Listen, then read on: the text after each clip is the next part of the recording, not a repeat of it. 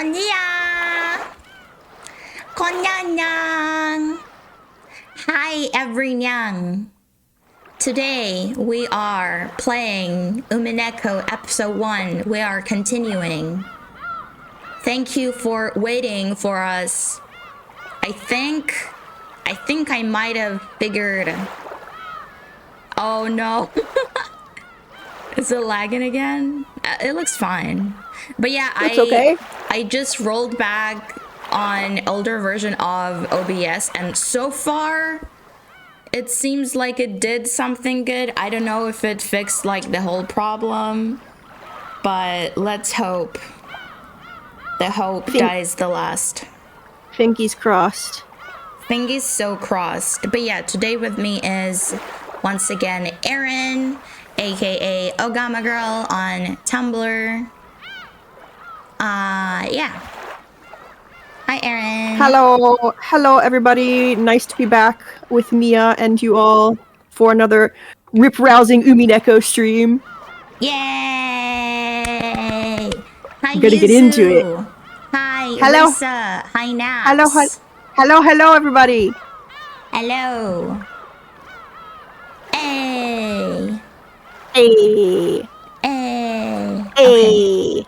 Okay. Just yeah, I see like little lags here and there. Little bitty lag. But doesn't seem as bad as before. I think it's improved. I think so. Let me just put bitrate on like middle ground. Yeah. Just to be sure. Okay. And we're going. Load. Okay. But yeah, we just ended. Everyone got to the Rokkenjima Island. Everyone got on the Rokkenjima Island. And we got the cousins hanging out together and we are about to enter the adult side of things.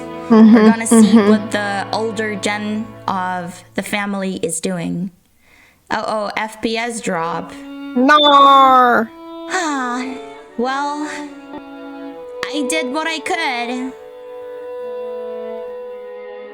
I don't know what else I could do. Yeah. You tried everything. I tried everything. Bit crunchy, but I have the audio works. Hopefully, like, audio is already, like, pretty good. Yeah. And, like, last week it seemed to improve the more we streamed, so maybe it'll clear up? Maybe. Yeah, it's, like, really not clear what's causing this, because, like, this is about upload speed, but Erin and I are in Discord call, and we don't have lags. No, yeah, our Discord call is fine. The video sharing, too, right? Yeah, no, the video sharing doesn't have a lag either. It's really weird. If anyone has, like, any idea... Hi, Tanshi, welcome! Konniya! Konniya! Hello. Okay, let's just keep going. Yeah. 最近頭痛の方はどうなんや一時だいぶしんどそうにしとったろ Just make it a little quieter. おかげで最近はだいぶ調子がいいです Who the hell? Some kind of sickly woman. 心配をしてくれてありがとう That's Jessica's そうだ mom. これ Jessica. The blonde cousin.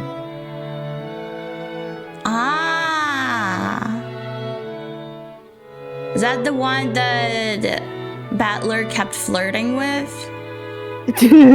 Yes. Jokingly. Weirdo. Jokingly, but yes. Hey. いつもありがとう Hi, Yubi! It's the bestie! What is Welcome, this, welcome! a crossover episode? It's a crossover episode, heck yeah! What? enjoy Hello, your stay. hello. Thank you for Yeah, coming. We're having a bit of a lag, but what can we do? I tried everything. あなたには何かをもらってばかりね。 I love her こ ponytail. れは Yes. 紅茶？ペパーミントとレモンバームのハーブティー。頭痛によく効くって有名なお店のブレンドなの。姉さんにも効くかなって思って。Rosa was always conscientious woman.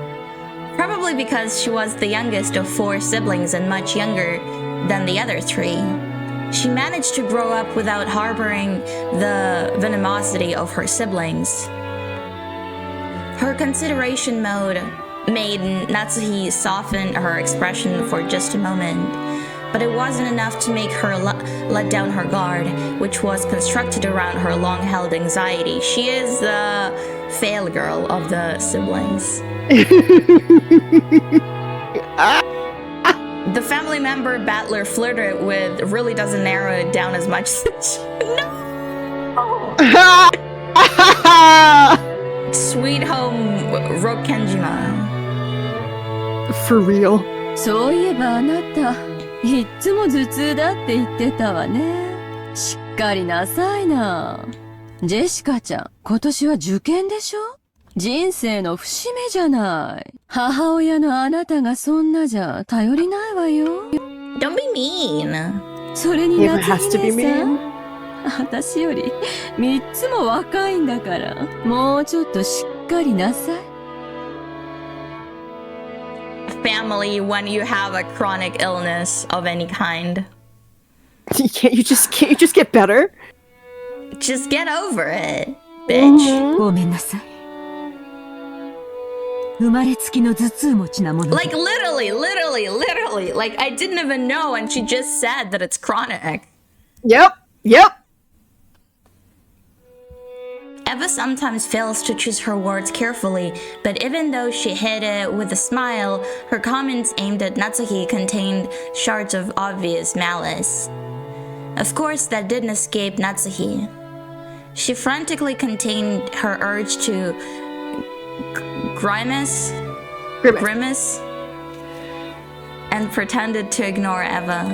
うちのバトラ君も今年は受験でしょ？ルドルフさんも少しは関心を持ったら？自分の息子のために夏日姉さんみたいに頭痛になるくらい真剣になりなさいよ。Yeah, it says the dropped frames are at like 25% when it was like 70 before, so I consider That is an a improvement. win. Absolutely, that is an improvement. 俺が何か言えば必ず反抗するやつだぜ。じゃあなんて言うんだ。むしろ逆で遊んでていいぞっていうのか？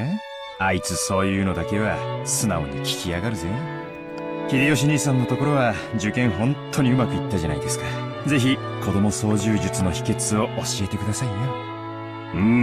そうやな。Easy. Just make your child have the lowest self-esteem possible. 何のために勉強するのかっちゅうことを説いたかもしれんな。個々の勉強に意味があるわけやないんや。そう、勉強っちゅうのはわからんことを自分で調べて身につけるという行為の練習なんや。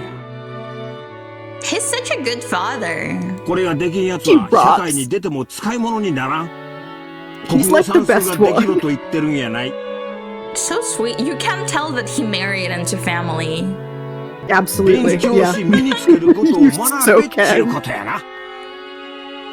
You need to learn how to learn is a good phrase. He's got a ご very 立 good 派です point. わ。うちのジェシカにもそれが理解できればいいんだけど。 I love that Jessica and her mom both have a ponytail. Ponytail, 今 yeah. のまま It's で cute. はとてもじゃないけど、後ろ宮家の跡取りとしては。いいじゃないの。無理に跡取りにしなくても。女には女の幸せというものもあるんだし、それを親が押し付けちゃ悪いわよ。予算かえば子供の育 But て方は Ava, you 家 want それ George ぞ to れ be や。 there, so shut up. Yeah. 押し付けがましいのはあかんで。ごめんなさい。ごめんなさい。夏日姉さんも気を悪くしないでね。Oh. Natsuhi, my beloved. Though the light shining in through the window was quite warm despite the cloudy weather, there was a dark mood about the room, which probably caused headaches for other people besides Natsuhi. As if to brush away that mood, Kiriya brightly made a suggestion to all present. でも本当に素敵な香りの紅茶ね。早速いただいてみましょうよ。レオポルドの紅茶なんて日本じゃ確か銀座でしか買えなかったはずよ。キリエ姉さんはお詳しいですね。買ってきた甲斐がありました。Kiriya and Rosa stood up from their seats and made as if to prepare the black tea. Natsuhi forestalled them. お二人ともありがとう。それは後でいただきましょう。うちの者がすぐお茶を持ってきますので、どうぞおくつろぎください。二人とも後にしろよ。ウェルカムドリンクくらいごちそうになろうぜ。Rudolph gave a subtle signal with his eyes for them to sit down again. Kiriya and Rosa understood instantly and obediently returned to their seats. There are so many backgrounds here. So nice. Like, they really sell the atmosphere. They really do. Oh, the atmosphere in Umineko is impeccable. Like, I really feel like I'm there. It's so good. The guests had already been greeted, so it was time for some tea to be prepared for them. The tea was late, and having the guests talk about making some themselves was an embarrassment for the host. Natsuhi bit her lower lip, frustrated with the inaptitude of the servants who were taking too long to bring the tea. Seeing her face, Eva without hesitation started to giggle. Of course, Shannon had no way of knowing what was taking place in the parlor. She came pushing a dish cart piled with teacups. For no apparent reason, Natsuhi gave her a pained look, and Shannon couldn't help but flinch without knowing what she had done wrong. 失礼いたします。 Also, that's Shannon. She looks cute. お茶のご用意をさせていただきます。 Big booby maid. Big Booby Maid, a classic. シャノンちゃん久しぶりやの。ますますべっぴんさんになりよったな。べっぴん。いえ、どうも。They spend a lot of time on atmosphere, but I think it's worth it. It really is. It's really important to establish the setting. Absolutely. おしゃべりは配膳を済ませてから Oh, にな that's さ a い。 nice Natsuhi spray. お茶が冷めます。申し訳ございません、奥様。 Is that freaking what's her name? Kugimi-rie? It sure is. I love her. Such a stellar freaking cast. You were so right. Yeah, no, it's jam-packed with nothing but hits. A lot of folks don't make it through this early chunk, but it pays off for those that stick with it. That is like on them. Yeah, no, you really have to stick with it. It's really worth it. Like, I love exciting stories, but it takes me, I mean, I'm sure it's like that for a lot of people. It takes me a bit to like get into characters, so these are like really important to me. Yeah, like if Umineko just hit the ground running, it wouldn't have the same impact. Like, you really need this introductory bit. Want to take over? Sure. She From the start. apologized.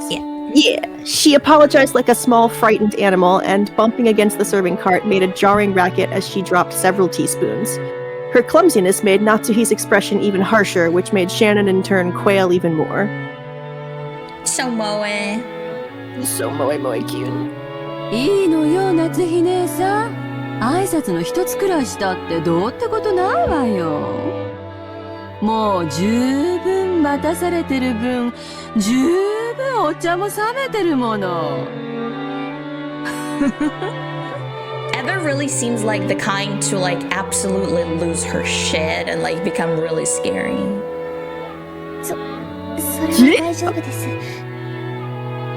Like, she's so passive aggressive. She's 冷 super めては passive おりませ aggressive. んので。シャノン、早く配膳を済ませなさい。失礼しました、奥様。It was obvious that Natsuhi was getting irritated. You don't see Kugimi Ria in quiet roles a lot. Yeah, she's usually... Yeah, considering she's known for tsundere characters. Yep. She's even one in Idolmaster. Oh, nice. She's one of the OGs, so she's like... The OG. Yeah, super important there. Very cool. The ineptitude that delayed the tea, the clumsiness of the servant, everything pointed to the incompetence of Natsuhi's everyday guidance, making her lose face. As the person in charge of the Ushiromiya head house's kitchen, allowing that clumsiness to be exposed today of all days was surely nothing less than total humiliation. Rich people are so extra. They're like, who cares? So, the most extra. Literally none of this matters. シャロンちゃんだって頑張ってるのに、いじめちゃかわいそうだぜ。いじめてなんかいません。He wants to raise the maid so bad. Oh, of course he does. お茶の銘柄を聞いてもいいかしら。申し訳ございません。後ほど調べてまいります。Kirie wanted to cut through the tense mood, planning to be nice to her. However, instead, Shannon had shown a disgraceful display, darkening Natsuhi's face and the room's mood. By this point, Ava was audibly giggling. なーに？シャノンちゃん、自分で入れてるものが何かもわからないの？ It's poison. ダメよ。そんな怪しげなものを来客に振る舞っちゃ。For you specifically, it's poison. こんなお茶じゃ銀のスプーンでもないと飲めないわよ。Rich extra people of the game. Oh, yeah, God, like, so true. It really seems like a reality show kind of shit. Like, I feel like I'm watching the Kardashians of the visual novels. You're not wrong. すみません。すぐに用意を。ねえ、シャノンちゃん。銀のスプーンって何に使うか知ってる？ To repel vampires? 銀じゃないとダメなのよ。なぜか To わか shoot る？ werewolves? いえ、Ava's eyes played over Shannon, who was setting the table as a catty smile floated onto her face. Ava's expression as she watched was charming in an impish sort of way. However, the words being spun from her lips held within them the keenness of a razor. Ava's passive aggression is scolding so real. Yeah. Shannon tried with all her might to avoid Ava's gaze, which continued to stare at her.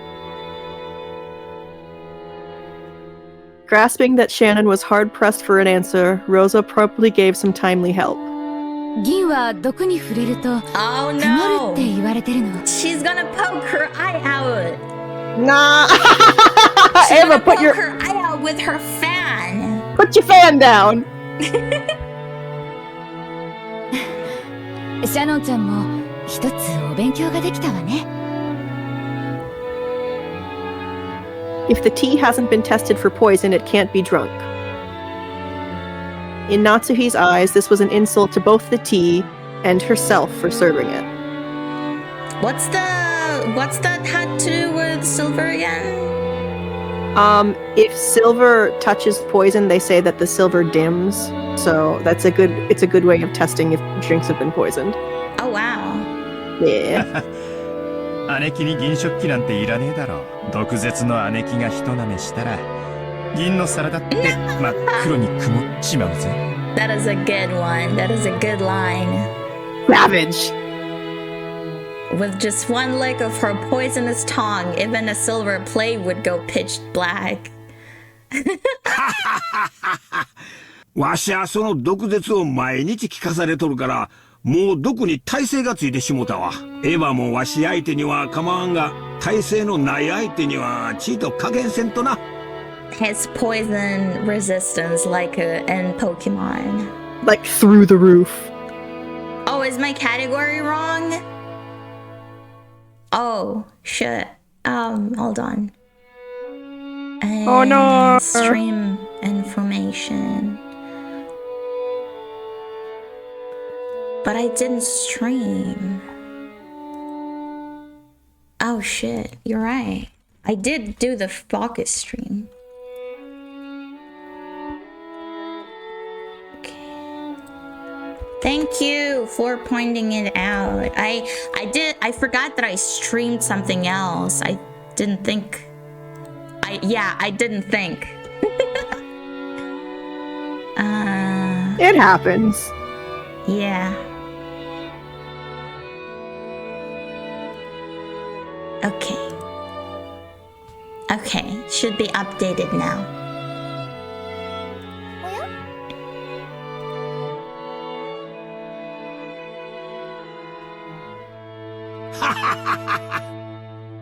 あらあら、ひどい。シャノンちゃんにお茶の知識を教えてあげただけじゃない。I just noticed that Eva's gloves are different lengths. Yes. Little asymmetry going on. Weird.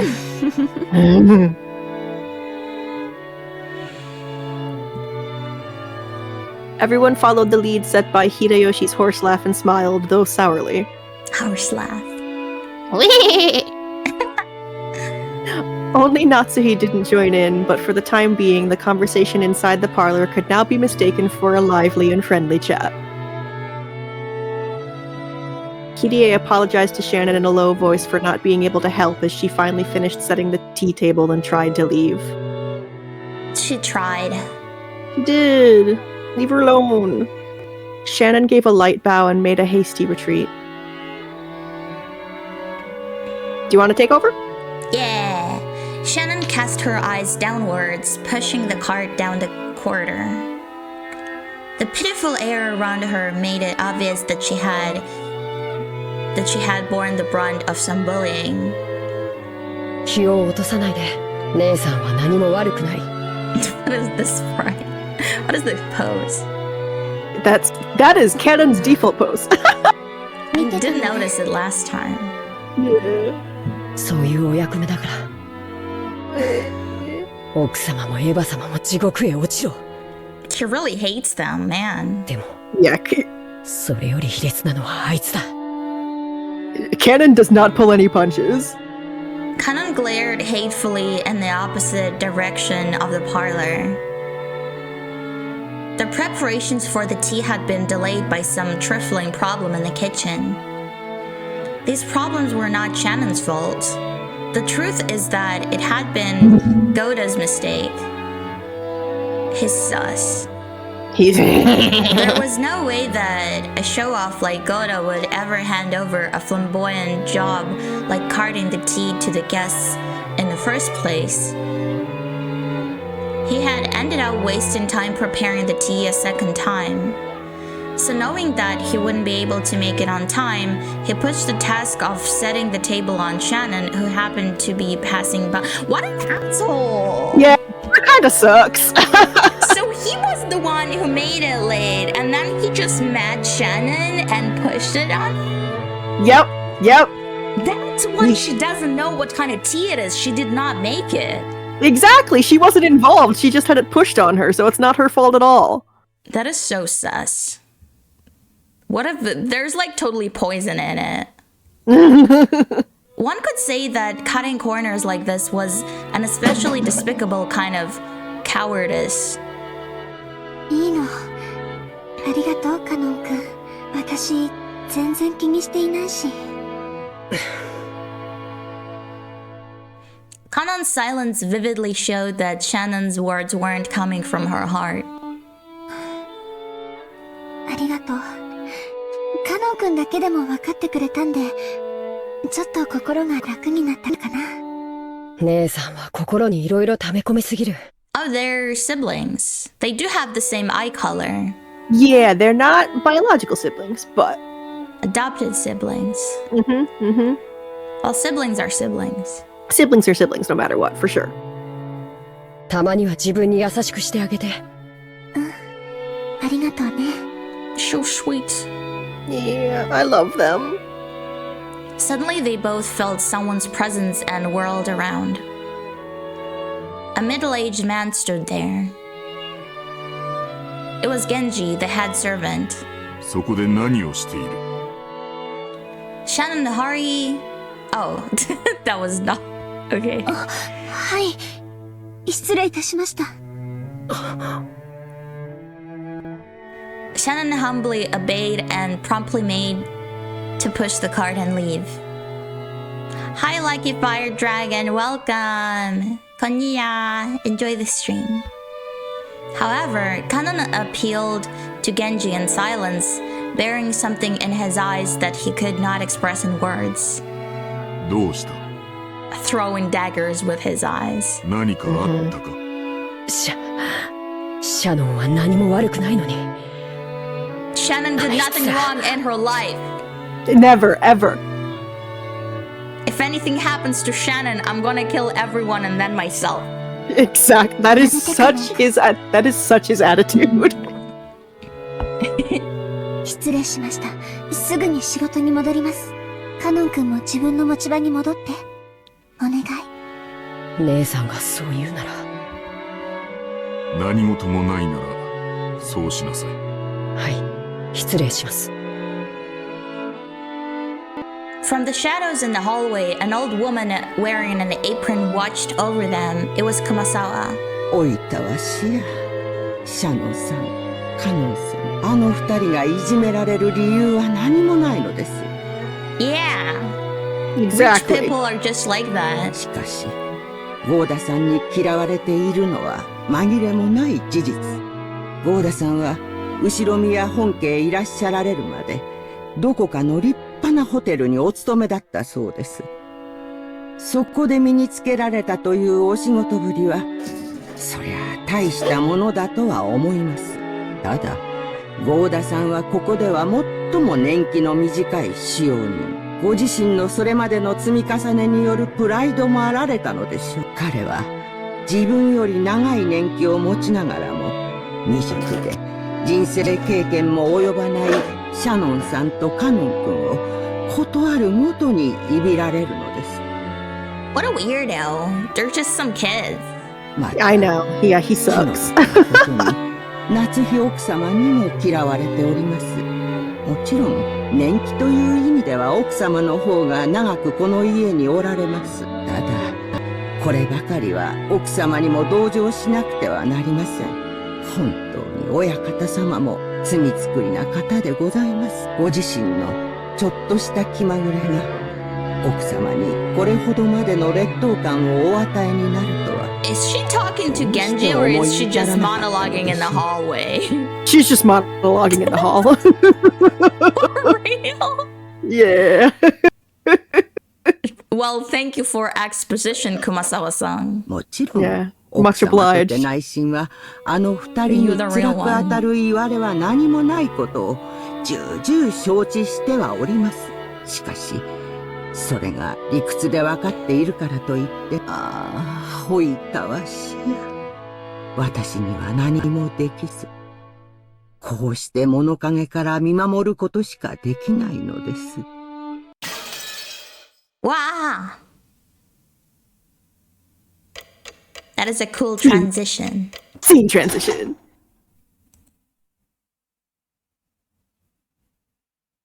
But what were they talking about? The adults, the old farts.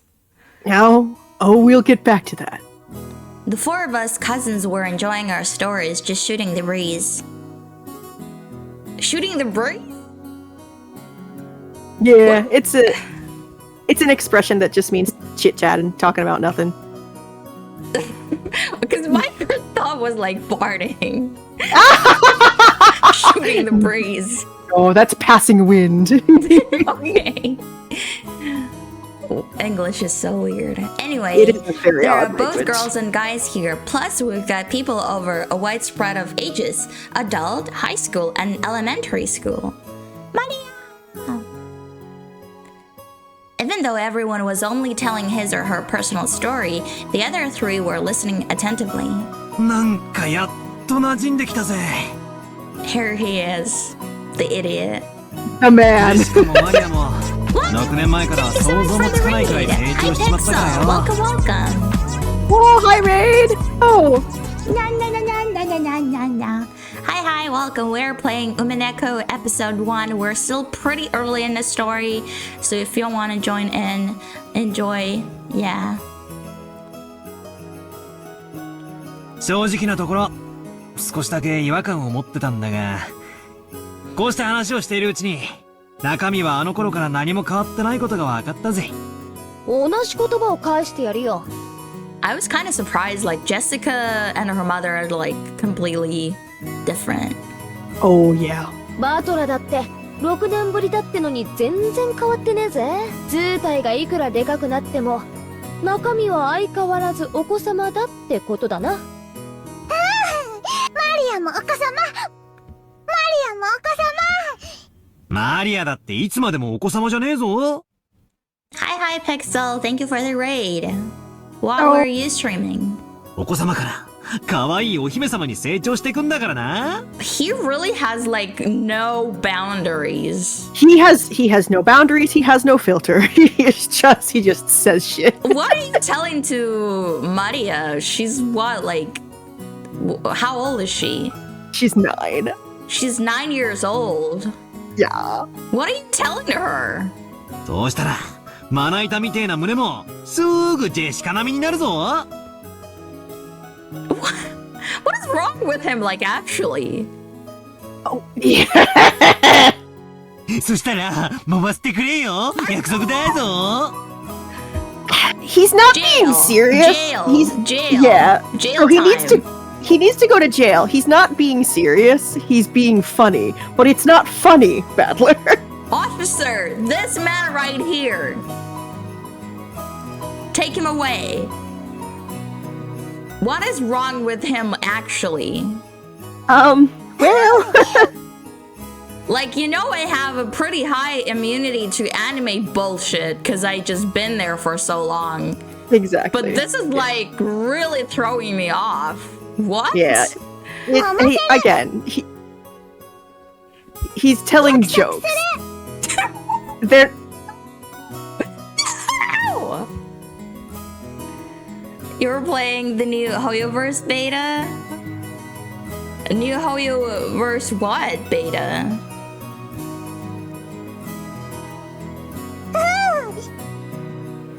ダメだよマリアちゃん。そんな約束しちゃダメ。 At least we have one sensible person here. Yeah, George coming to bring some reason back to the conversation. マリア、約束は守る。絶対守る。マリア。 What is wrong with him? A lot is wrong with him. Yuppie is correct. Your Honor! Death sentence! お前と結婚する未来の旦那さんはきっと幸せ者だぜ。 Battler, you're not making a good case for yourself, buddy. っていい話にすり替えつつ約束を保持してんじゃねえぜ。 A 9-year-old cousin? What is wrong with him? Well, how much time you got? Yeah, that's fair. マリア、その約束はなしなし。 New Hoyoverse game. I haven't heard of it. Zenless Zone Zero. That is a lot of Z's. I'm gonna have to look it up later. I might just open it on my phone so that I don't forget. Let me just open it on my phone so that's like the first thing I see when I open it after this. Yeah. Yeah, for sure. Zenless Zone Zero. That is a mouthful. Yeah. Well, the art is cute, but Hoyoverse always has really good art direction. Looks fun. Yeah. Furry? It has furries. Let's Furries, go. you say? Yeah, like actual furries with a furry face and everything. Oh, so not just Kimono Mimi. Yeah, not just Kimono Mimi. Nice. 約束取り消し？ Promise cancelled, more like Battler is cancelled. Hashtag Battler is cancelled. Hashtag Battler is cancelled. This is the other reason people drop out during the exposition, I think. Yes.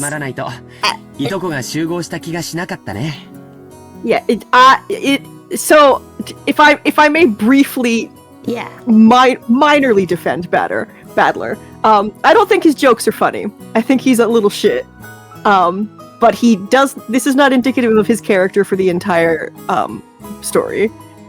He's goofing around, and he's not doing a very good job of it. He does have he does have the tone that's like really over the top, but like it really feels like he's not so much being serious as much as he's being a horny teenager. Yeah. Which is, again, not an excuse or anything. No. Like, these are... In a way, I can, like, understand why or something. I don't know.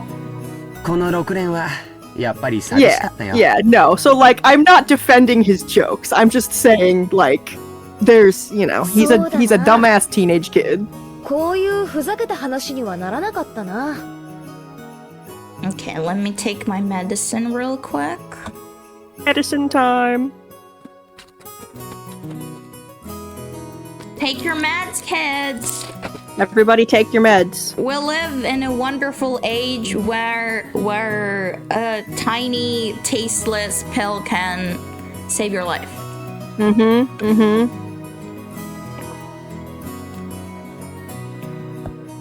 Yeah, I was just watching other friends stream the other day, and she was like talking about ADHD and like Adderall and stuff, and there were like a sizable amount of anti-mad people in the comments. I'm like, what? Oh my god, shut up! I hate that. Like, as somebody, day and age? Yeah, as somebody who takes medication for mental health issues, it's so stupid to me that there are still people who are like, oh, you'll be what? Like, I don't even know what the arguments against it. You'll be dependent on them. Like, bitch, if I had a broken leg and it hurt, I would take medication so it wouldn't hurt anymore. It's the same damn thing.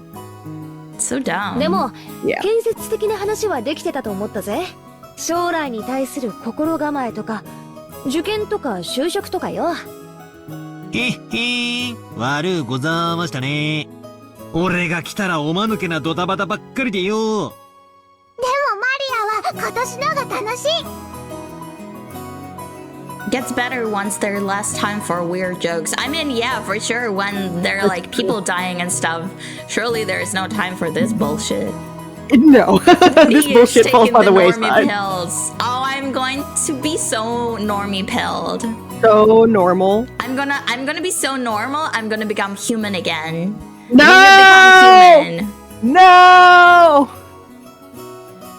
The worst outcome. Nia has to be a catgirl forever. Yeah. Wait, hold on. Where's my thing?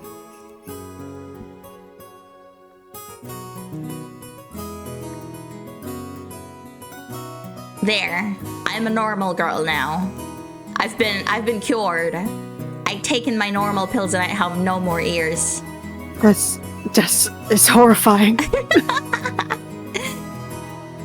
This is what the modern medicine can achieve. Okay. What has science wrought? そうだね。僕も同感。今年が一番楽しいよ。Do you want to take over? Sure. Maria's sincere words probably spoke for everyone. When George Aniki stroked Maria's head, she giggled like a happy kitten. Oh, that's so cute!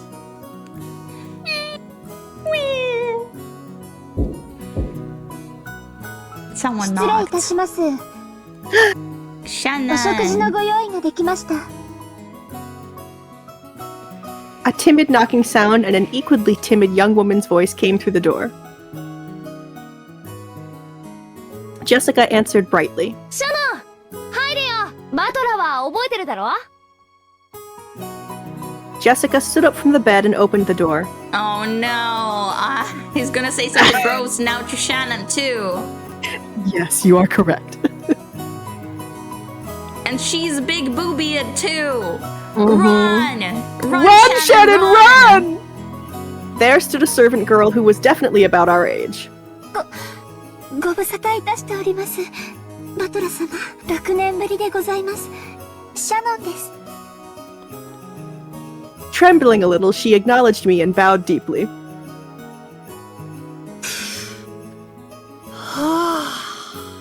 Oh no. ジェシカにも驚かされたが、シャノンちゃんにも驚かされたぜ。あんたもすっかり美人になったじゃねえのよ。もったいないお言葉、強烈に存じます。しかしよ、この島じゃよっぽど食事の栄養価が高いんじゃねえのか。何を食ってどこを鍛えたらそんなにでっかいお胸になるんだか。ジェシカとどっちがでけえかちょいと触って確かめさせてもらうぜ。No! Stop this man. With both hands poised and saliva dribbling from my mouth, I closed in. For the sake of my honor and justice, I'd like to point out that I don't suffer from some strange disease that makes my lymph nodes itch until I scratch my neck open, and which can only be prevented by rubbing breasts. Okay, Ryuki. That's a Higurashi reference. The lymph node, the strange disease, scratching my lymph nodes thing. That's a Higurashi reference. Okay. Yeah. I don't have time to get into it. If I slowly close in on her like this, odds are 8 or 9 out of 10 that I get slapped or clobbered, right? This is a Battler-sama original technique, which will lead to a gag like that and break the ice. Well, that means I really do get to touch them on that 1 in 10 chance, though, right? Thanks for lurking, Pixel. Battler about to battle these Battle these hands. Get him, Naps! Yeah! Like, I really expect that to never happen! Yeah. At that point, my hands were less than a centimeter away from Shannon-chan's boobs, but the counter-strike had yet to come. She blushed and lowered her head in embarrassment when she realized what was going on. There's poison in the boobs, actually. She's like a poison dart frog. Yes! But she just stood there with both hands politely joined in front of her, not even trying to resist or cover her breasts. Shannon, beloved.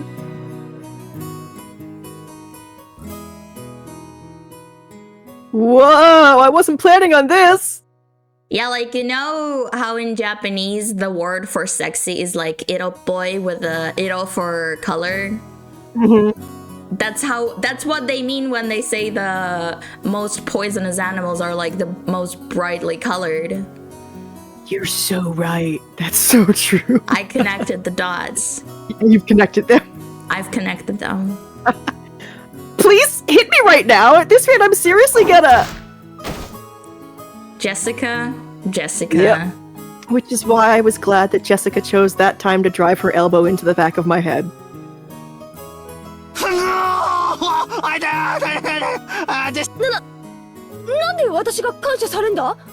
What? いやいや、すまんぜシャノンちゃん。魅力的な胸に思わず吸着されそうになっちまった。つうか、さすがにあの間合いまで来たら犯罪確定だろ。Hold on, I gotta turn off another alarm. Yeah, no worries. There we go. ダメだぜ。抵抗しなきゃよ。This is like some new level of victim blaming right here. ですけど、バトラ様は大切なお客様ですし。She really is just like, I'm not gonna say it. Never mind. I'm not saying it. お客様でも犯罪は犯罪。女の子の胸はだいたい10センチくらいからが防空識別圏だな。2センチ圏まで侵入してきたら、これはもう領空侵犯だぜ。スクランブル発進で即ビンタを食らわせてやれ。What is going on in his head? What are you talking about, sir? 2 bear traps are hiding in her shirt that will eat Battler's hands.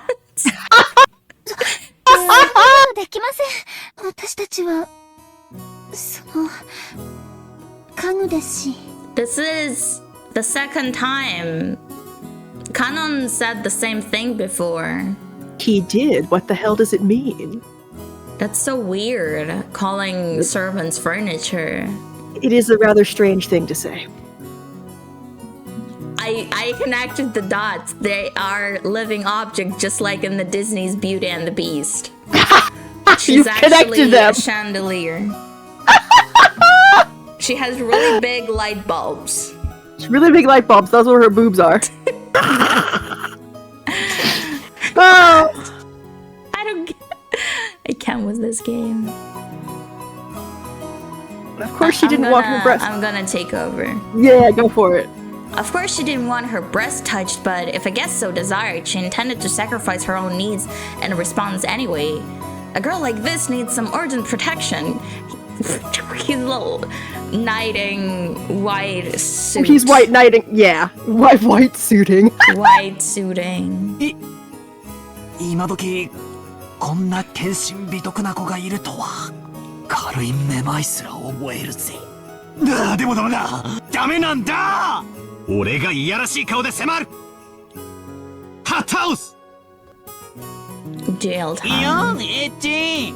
そういうお約束じゃないとオチがつかねえんだよ。頼むよお願いだよ。俺を引っ叩いてくれ。こうバチンとバチンと。お願いは聞けません。家具ですから。でも命令ならお聞きします。Can we exit this badly scripted porno film? Right? Like, we get it. Can we just end now? Can we just get over it? じゃあ命令させてもらうことにする。次からバトラ君が胸に触ろうとしてきたら平手打ちで反撃することいいね。はい、仰せつかりました。以後そのようにさせていただきます。バトラ様、ご承知おきくださいませ。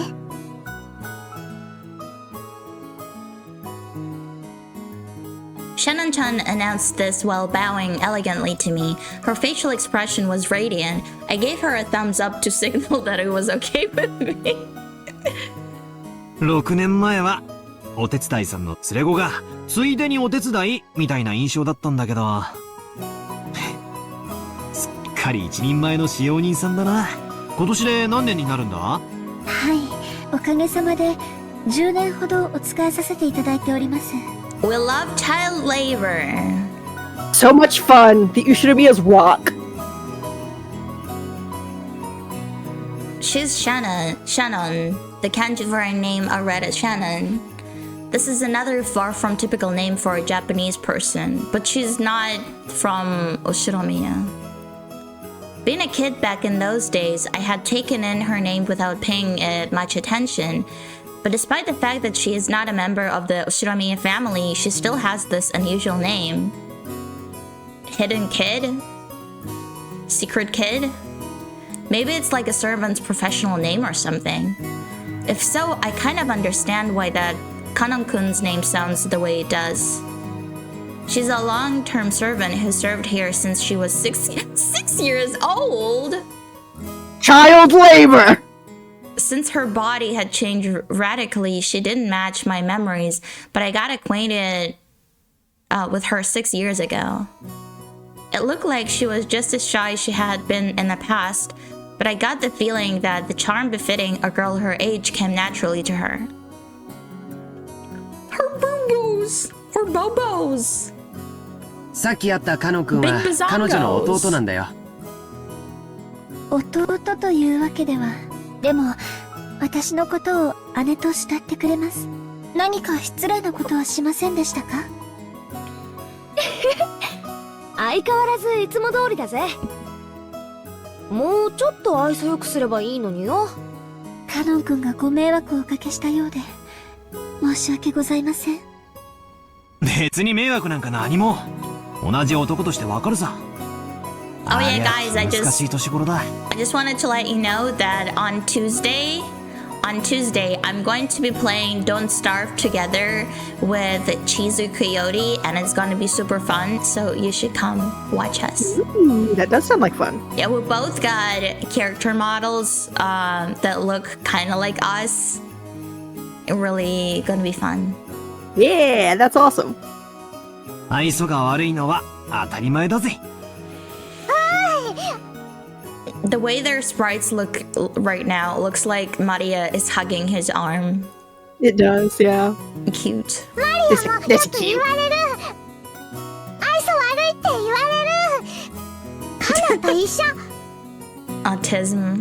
Autistic swag. マリア様は愛想悪くなんかありません。 Maria-sama reference? Maria-sama ga miteiru. Yeah, she do be watching. She do be. 一緒が良かった。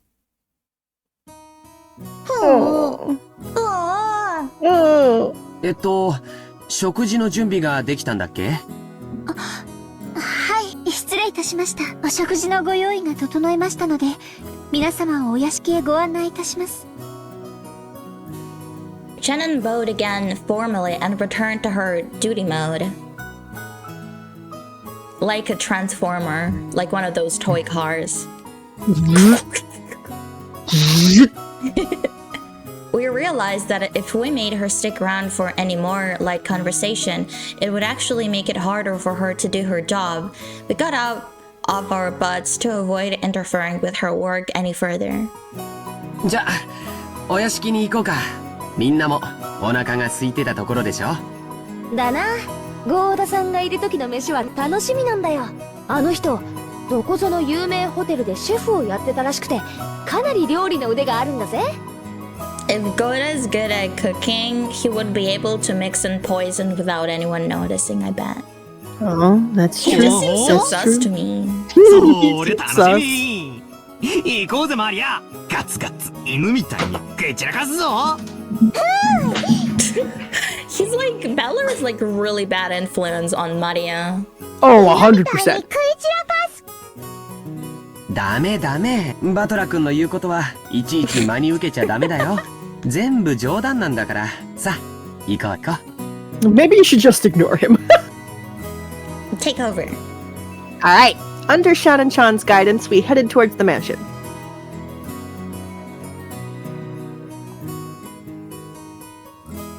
So many different backgrounds for the same locations.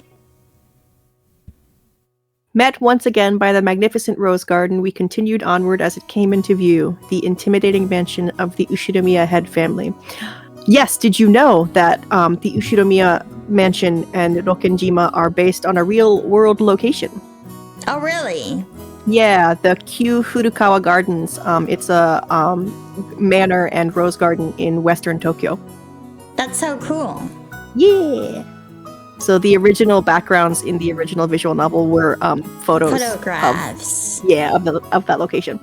Ooh.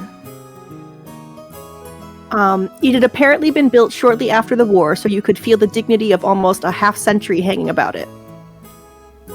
On the surface, the building was gorgeous, but being as old as it was, the equipment such as the AC seemed quite frail. According to Jessica, midwinter was especially tough, what with all the drafts.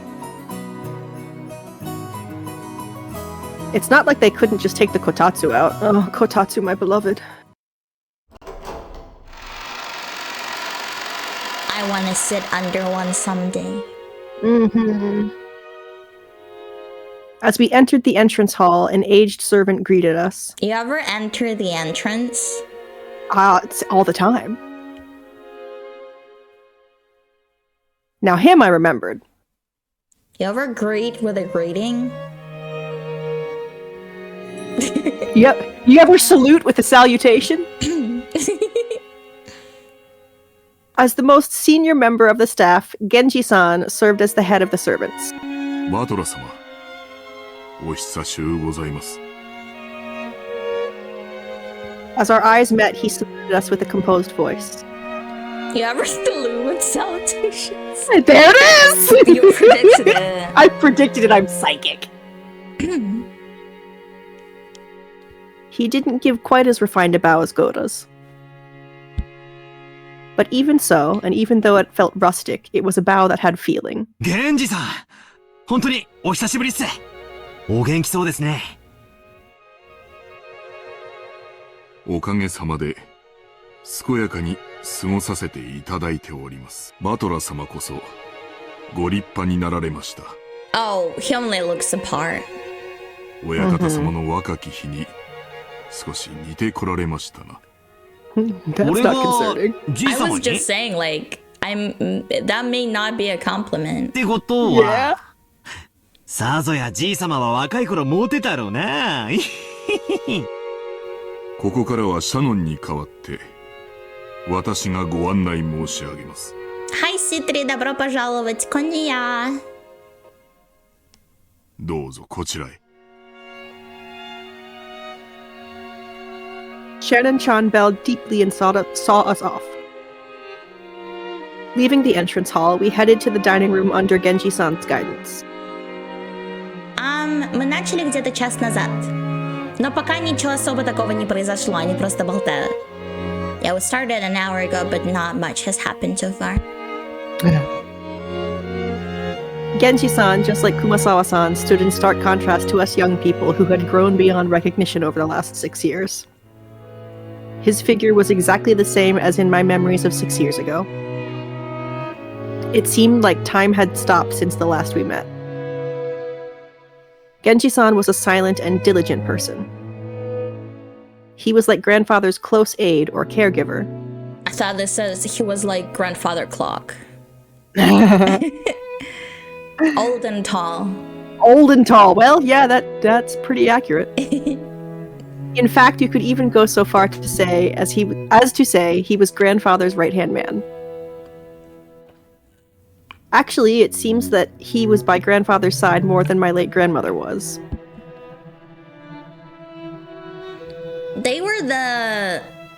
He was one of the guys we saw in the very first scene, right? Yes. According to Jessica, grandfather trusted him more than any of his blood relatives. But I wonder how long he served. I've never heard the details, but I'm pretty sure he's been here since the beginning when this mansion was constructed. That is to say, he had dedicated half of his life to serving here. In other words, he's both trustworthy and faithful. As we cut through the open-ceilinged hall behind Genji-san, I found something I had no memory of from 6 years ago. Oh boy, here we go. What? What's gonna happen? A portrait? Is it Beatrice? It's her. Beatrice. Beatrice. Oh, Beatrice. What did Sushi say to a bee? I don't know. Wasabi. Wasabi! That's a good one. I like that one too. Do you want to take over? Yeah, thank you. It was an awfully big portrait hung right in front of the stairs that rose to the second floor. Without thinking, I stopped walking under its spell. Since I'd suddenly stopped, Maria, who was following behind me, ran into my bag. Ah, that's cute.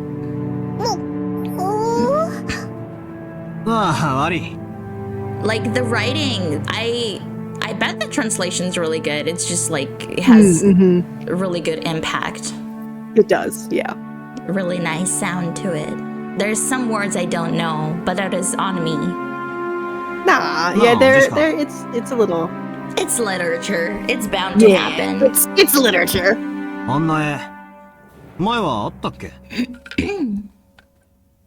I pointed at the big portrait that caught the eye, hanging in the hall. Everyone else stopped too. ああ、そっか。バトラが来てた頃には、あれはかけられてなかったっけ？いつからだったかな。確か、僕の記憶が正しければ、一昨年あたりだったと思うよ。2 years ago. Both Goda and Kanon joined 2 years ago. さようでございます。Something must have happened. 一昨年の4月に親方様がかねてより画家に命じて描かせていたもの。あのじいさまがね、わざわざ描かせてか。The portrait was appropriate for this Western-style mansion, and that woman wearing an elegant dress gave off a sense of refinement. I couldn't have guessed her age, but judging by her obvious strength of will and the sharpness in her eyes, she radiated youth. It was a different feeling than the composed mood of middle-aged women that are often in famous pictures.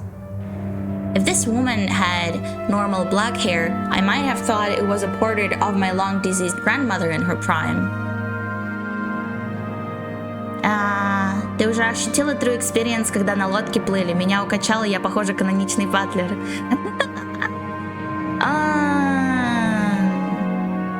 Меня немного укачивает на лодке. Но не настолько сильно, как батлера. I too get somewhat dizzy on boats, but not as much as Battler. Nobody gets as dizzy as Battler. Nobody gets as dizzy as Battler. Ochiru! Ochiru! However, the woman in the portrait had beautiful blonde hair and didn't look Japanese at all. で、誰だい？このご婦人はよ。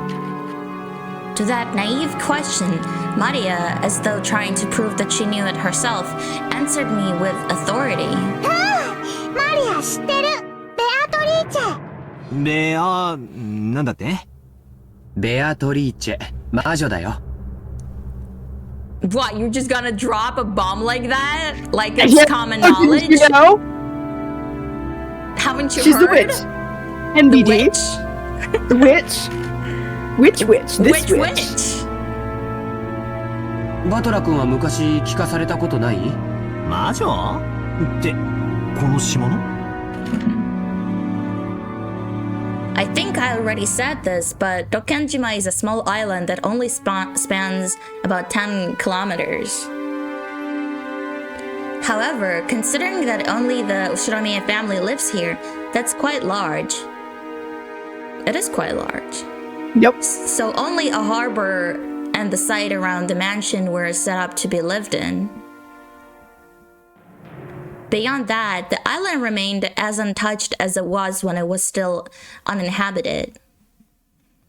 The vast and empty forest had no lampsight, phones, or people passing through at all. Understand how dangerous it is, you need to throw off all your street smarts from the city. Anyway, if by any chance you fell down a hole in the depth of the forest and sprained your ankle, you could cry or scream, but no one would come to save you. But nobody came. Yeah, so real. If it got dark, the forest, where there were no streetlights, was wrapped up in complete darkness. Yeah, cause there's also wouldn't be any light pollution. Nope.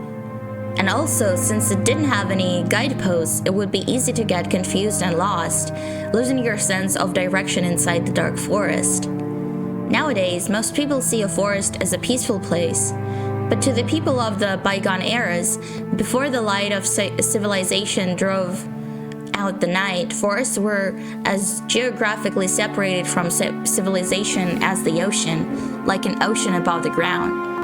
God, I really love the writing. The writing is really good.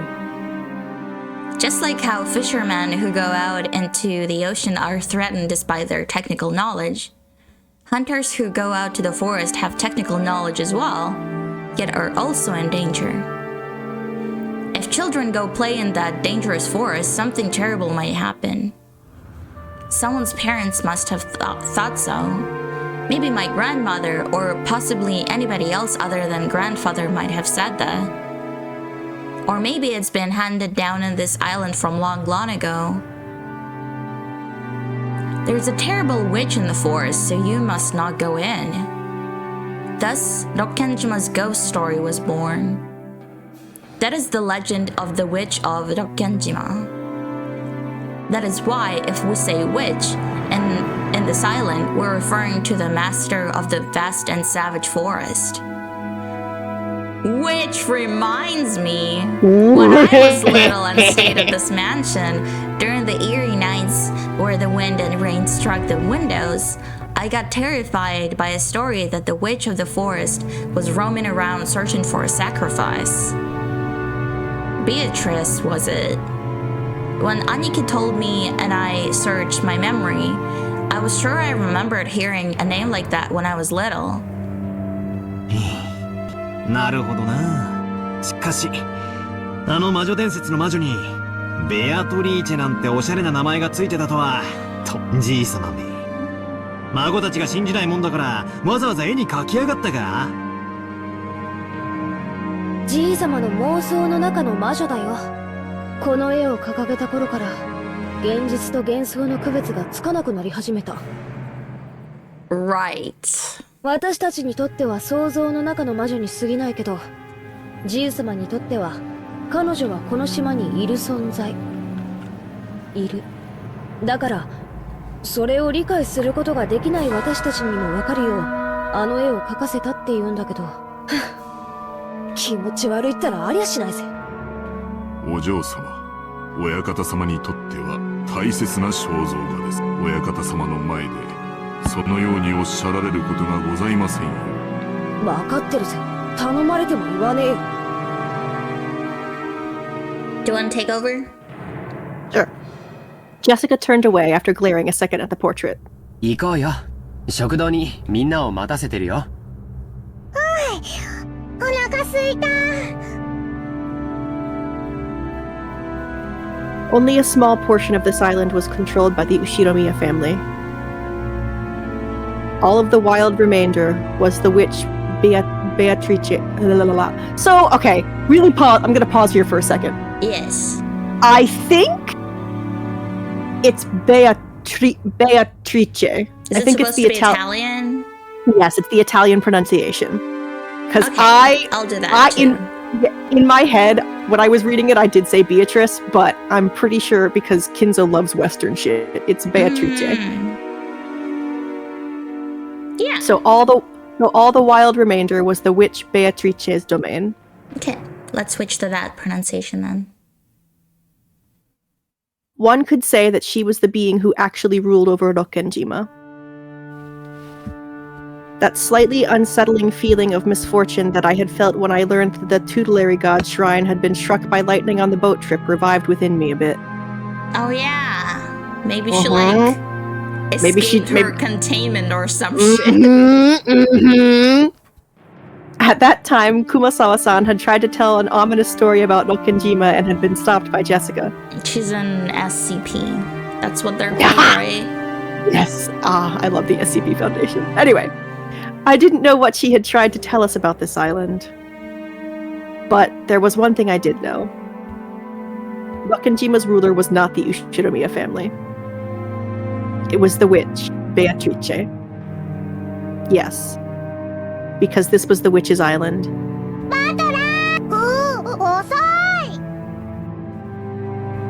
When I looked around, everyone was already heading towards the dining room. I hurriedly chased after them.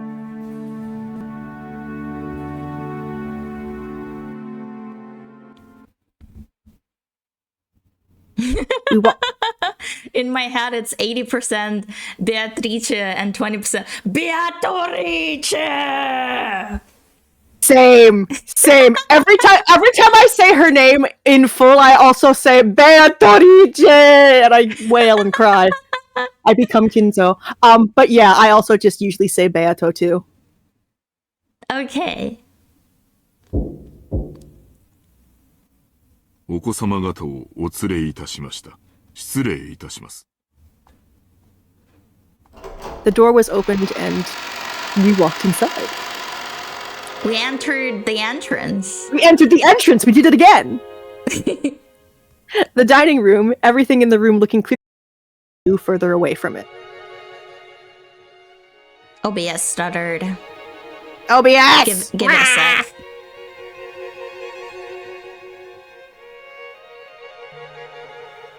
Seems fine now. Are we back? looks like we're back. Okay. So on the left-hand side of the first row, closest to the incipient's chair, was where Kraus Oji-san, ranked at number 2, should have sat. It looked like Oji-san hadn't arrived yet, so that seat was empty.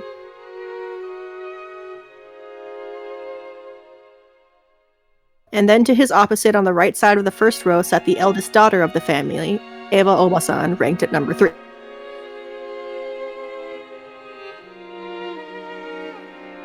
The left-hand side of the second row was for number 4.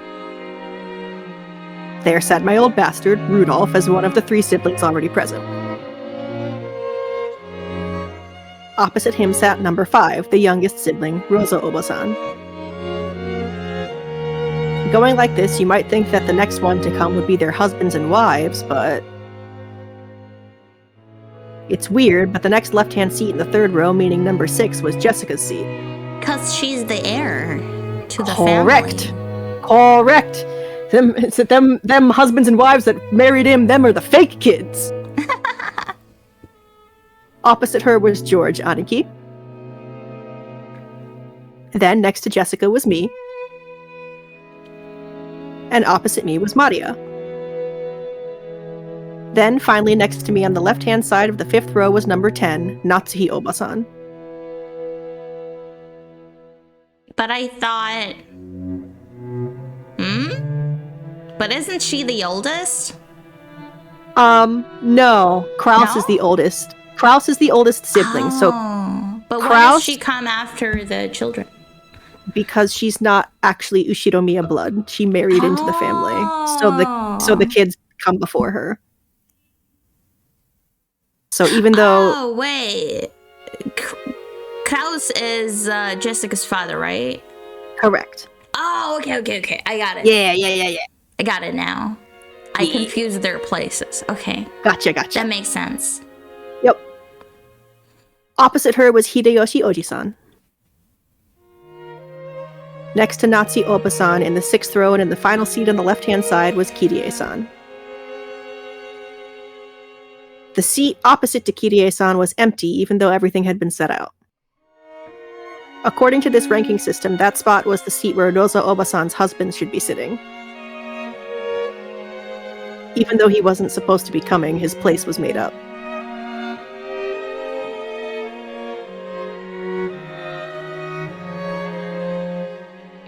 Do you want to take over? Keep reading for a sec. I'm checking the stream on my phone. Okay. These kinds of ranking orders usually recognize the status of the spouse, but the Ushiromiya family had an original kind of ranking. Seems to be lagging a bit. I hope at least audio works. I hope so, yeah. Sorry about the lag, Chad. Is the audio at least working?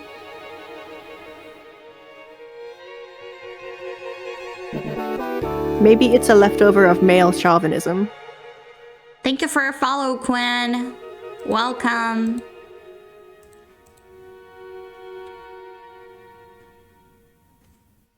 If the system is predicated on the idea that a woman's womb is just a borrowed thing, then the children of direct descent would have a much higher ranking and the grandchildren would come next. God damn. Yeah, it's stupid shit.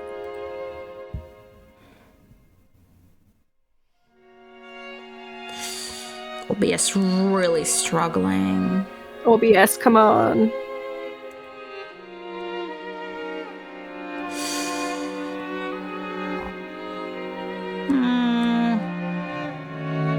Try lowering bitrate again.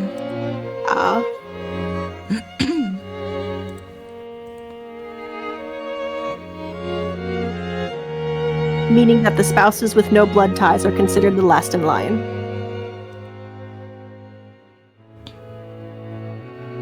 It's terrible, but according to that ranking order, grandmother, when she was still alive, would have been in a position even lower than mine. In their youth, they obey their father. After they get married, their husband. After aging, their children. It looks like it's choppy, but thankfully we're just like reading for the most part. There's not even like animation, so yeah. We'll live. Yeah. Not ideal, but we'll live. We're just here for the story anyway. We're just making it, yeah. There's the old saying, women, whether in their past, present, or future, have no home. That is so sad. Yeah. Long ago, when I was still incapable of figuring all this out, I thought it was so great that we could all chat with the...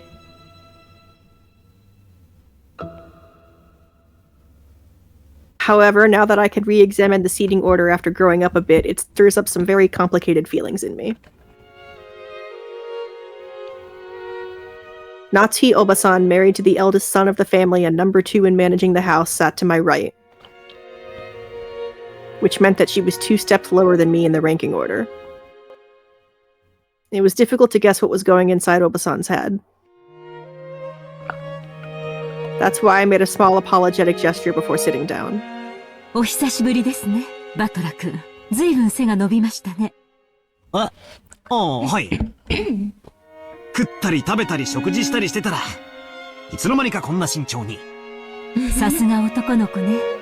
身長はいくつくらいあるの ?180 かな。つうかおばさん、そこは食べてばっかりじゃねえかって突っ込んでくださいよ。え？ああ。ごめんなさいね。Take over? Sure. Obasang, after a moment, gave a small laugh, but it seemed she couldn't quite figure out what she was supposed to be laughing at. This woman is Natsuhi Obasang. She's the wife of the eldest son of the family, meaning she is my father's oldest brother's wife. Meaning I probably shouldn't raise her up. Probably.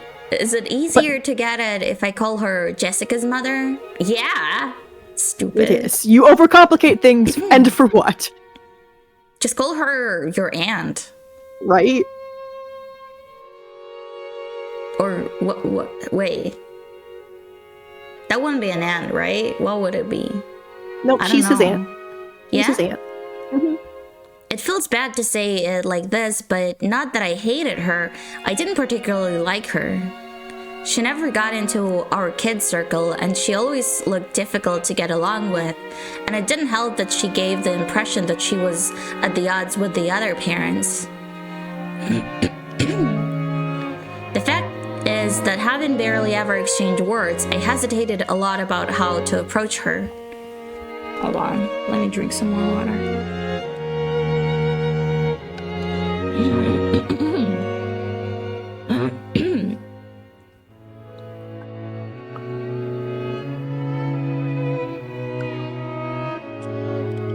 Oh no, shouldn't doesn't mean won't.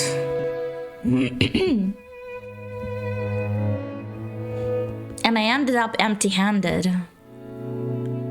The silverware, I hate the words with a lot of R's in them.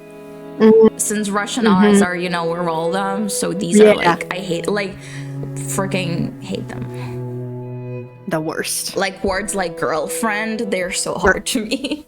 The silverware had been tidily set up on the table, but the meal itself hadn't been brought in. In essence, until the man at the head of the table had taken his seat, the meal wouldn't start. So as long as grandfather, the highest rank, didn't come, lunch would be indefinitely on hold. So I guess it didn't really matter much that the kids were late. Exactly, it didn't matter at all. Not even the appetizers would come. Starve together. Sit and starve. Then starve. So while our parents withstood their hunger, the silence of the dining room would still wait for grandfather to come. It's just that the grandfather I remembered when we ate together like this always showed up at the right time. He was supposed to be the kind of person that would never be so late that he'd keep everyone waiting, even though they were all present. 遅えな、じいさま。俺の記憶じゃ、時間に厳格な人だったと思うんだけどな。Yeah, sorry. He's busy being insane about Beatrice. It's his full-time job now. 最近はそうでもねえよ。というか、もう自分の世界オンリーって感じで、会食にも顔を出さねえぜ。He's a believer with B in it. capital B. さすがに今日くらいは足並みを揃えてくれるって思ってたんだけどな。まあ、私は来ない方が気楽で嬉しいけどよ。Yeah, but I want food also. After being scolded by her mother, Jessica faced the other way, sticking her tongue out. Bee! No way around it. Nothing to do but wait for the host to arrive. When I glanced at the clock, I saw that it was almost noon. Noon 20. It's high noon. Partner. That's him. There he is! The old master of the Ushiromiya hat house, Ushiromiya Kinzo. His shape in his study. The clock showed noon, but he didn't even attempt to get up. Putting his spectacles on, he piled up one by one beside him old-fashioned books with elaborately designed bindings and immersed himself in their readings. It definitely didn't look like it was for his leisure. On the contrary, he exuded impatience, crisis, as though every minute, every second were precious. Yeah, so I was right. He's just out here being insane about Beatrice. Yep, you hit the nail on the head. The inside of the sealed room, where dense dust danced, stagnated, steeped in the suspicious stench of smelly medicine. I love the writing. So get some alliteration in here. So juicy here. Though given I don't read much, but I just really love this. Oh, it's written very well. Somehow sweet, heavy. For anyone with a good nose, the first thing they do after entering would be to open a window and ventilate the room. The knocking against the study door had been going on for a while. The Kraus? It is. A voice calling father sometimes mingled with the knocks. As Kinzo heaved a deep sigh, he snapped the old book he had in his hands shut and slammed it on the table. Dong! Then he yelled at Kraus, who was still knocking on the door. Yakamoshi! その音は止めぬか愚か者! 叩けば扉は開かれると誰が教えた? そのバカ者は貼り付けにしたぞ. Jesus. お前もそうされたいのか? Literally. お父さん、年に一度の親族会議の日ではありませんか。皆下に集まっています。どうかおいでください。Kraus called out to his father through the door. Kinzo always shut himself up in the study and hated it when even his family entered the room. For that reason, Kraus had no choice but to call out thus from the corridor. 私にかがうでない。港は何か私をここから引きずり出そうとする者どもなのか? I see he also has the same portrait of B in here as well. Yep, he's got them everywhere. Really? Well, no, there's only the big one and the one in here. He's just got he's got a couple of them though. Is the point. バラバラにして薪にして魔女の炉にくべてしまい. Old man. その炉には鍋をかけて苦いおもぎを煮るがいい. Okay. 黙示録の煮汁はそれでも私をここから連れ出そうとするバカ者どもに飲ませてやれ. The broth of the apocalypse. Oh my god. Oh my god. The wording is so intense. I 残り love は it. 酒につけるのだ. ああ、源氏はどこだ? 源氏を呼べ. 苦害の魔酒を用意させろ. Demonic absinthe. Not just any absinthe. He needs demonic absinthe. Kraus literally just breathes and Kinzo goes off like this. It's so real though. Genji wa doko da? Genji wo yobe! Before the door, Kraus, Nanjo, and Genji kept waiting for the master of the house, who would not come out. Donald Trump. Donald Trump if he was in a visual novel. I'm sorry. Right. Well, I mean, like, Krause's, yeah. もう私の声では何も届かんよ。 You didn't expect him to look like that. Yeah. My dude got some very colorful words, my god. Yeah. Kinzo's... His language is always flowery. The man Kraus always... shrugged as though saying it's no use and smiled bitterly. Yeah, it's as flowery as the garden outside. Wanna take over? Sure. He himself hadn't really believed his father would answer his calls. However, as it was the duty of the eldest son, he had formally made the request. 金蔵さん、あんたの顔を見に、息子や娘や孫たちが来てるんじゃないか。うるさい、黙れ。私に意見するというか何条。貴様など呼んではおらぬ。私は源氏を呼べと言ったのだ。さ、時間は常に有限だ。人たちはすでにラッパを構えているぞ。なぜにそれがわからぬか、愚かな羊どもめ。I understand that, like, he really does come out as crazy, but if he's, like, we know Beatrice exists, right? So maybe he's not as insane as we might think. I don't know. Because, like, obviously awful things are about to happen. So if you're really, like, the only one who takes them seriously... Thank God no text messages existed in this time because Kraus would send hello father and Ginzo would reply with 20-paragraph long rant. True though, literally anytime Kraus does anything, Kinzo just immediately. Oh man. Kinzo slammed the old heavy book on the table over and over. The racket obviously indicated his highest displeasure. Kinzo put his spectacles down and flew up from his chair. He spread his arms wide open as if to sing to a packed opera house, as if appealing to someone, and yelled, なぜだ?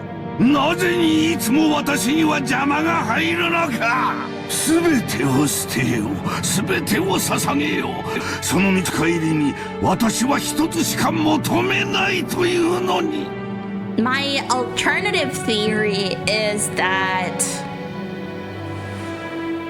maybe he, like, you know, fell in love with Beatrice, like the witch, the ghost, whatever you call it. But, like, I don't know, she, like, disappeared or something, so he was the one who, like, I don't know, took down the gate or something. Maybe he's, like, trying to lure her in on purpose or something. I don't know. Oh, Beatrice. He's crying. Yep. It's very emotional for him. 私は世界中から美少を奪い取り、すべてをお前に捧げよう。 Because it really doesn't seem like he, like he seems like really obsessed with her in a positive-ish sense. I don't really know. He absolutely loves Beatrice. Yeah, so maybe... Yeah, obviously they... Yeah, thank you, old man. Obviously they mentioned sacrifice, so maybe he really is just going to start some shit to lure her out, is what I'm thinking.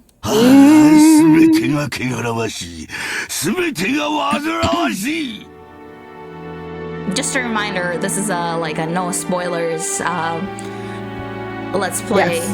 So yes, exactly. I'm just throwing out ideas I have in my head. I don't really know what's gonna happen. I have played Umineko before, so I know, but I'm saying nothing. Yeah.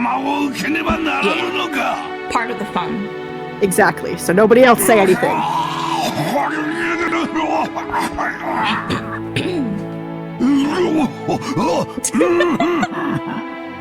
Kinzo. Really good freaking voice acting. Yep. It's insane. 何を怒鳴ってるのかもさっぱりだ。もう頭がどうにかなっているのだろう。クラウスさん、実のお父さんに、そりゃあんまりじゃないかね。親父は Kraus does not care. ここにいるのは親父だったものの幻さ。Damn. Beatrice won. Fuck you, old man. Calm down. Oh, hey, Yubi. Bye bye, Thank you so much for coming. Thank you for sticking around even though the lag is there. Although it does seem like after last time it became better. いずれにせよ、本人にここを出る意思がない以上、どうにもならない。 Either way, thank you for coming. Yeah. Thank you so much. So fun to see you. Yeah. Yeah, Yubi sometimes comes here. Makes me so happy. Yeah, she's my bestie. She's so 私は下に nice. 戻る。 She's so niceies. The どうだの自 nicest. 慢のランチをこれ以上無駄に冷ましてしまうことはない。親類たちにとって当家での数少ない楽しみだろうから。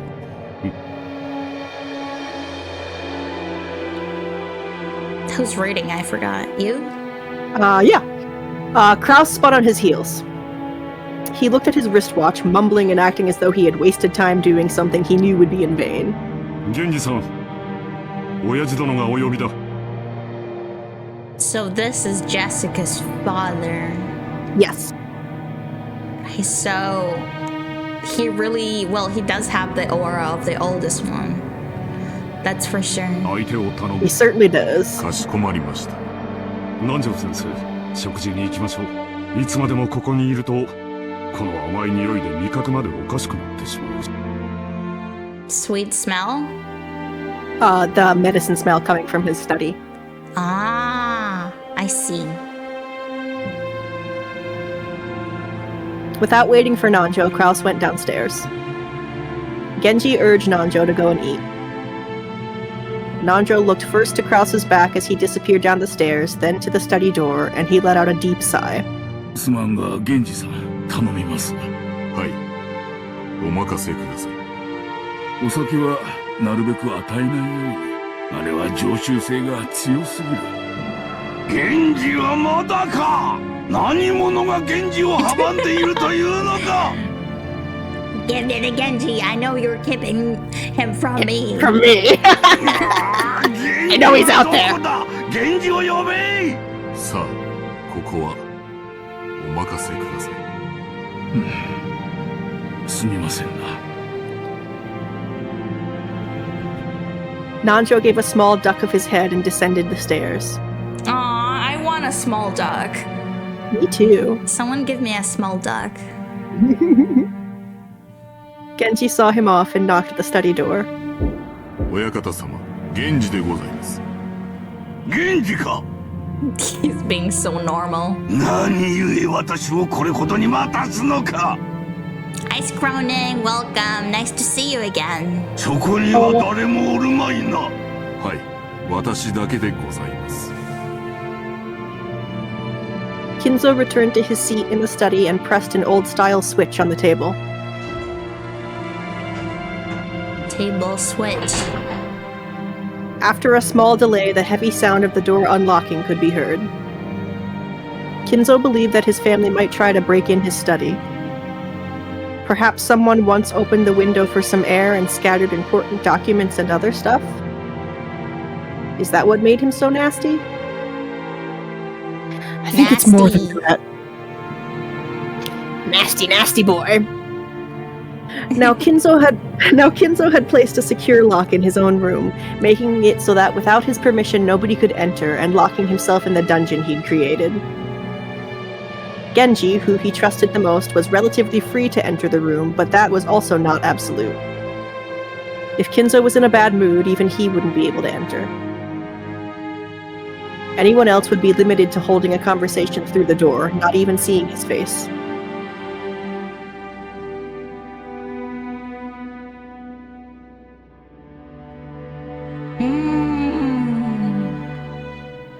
I'm still having like thoughts circling in my mind about what is happening.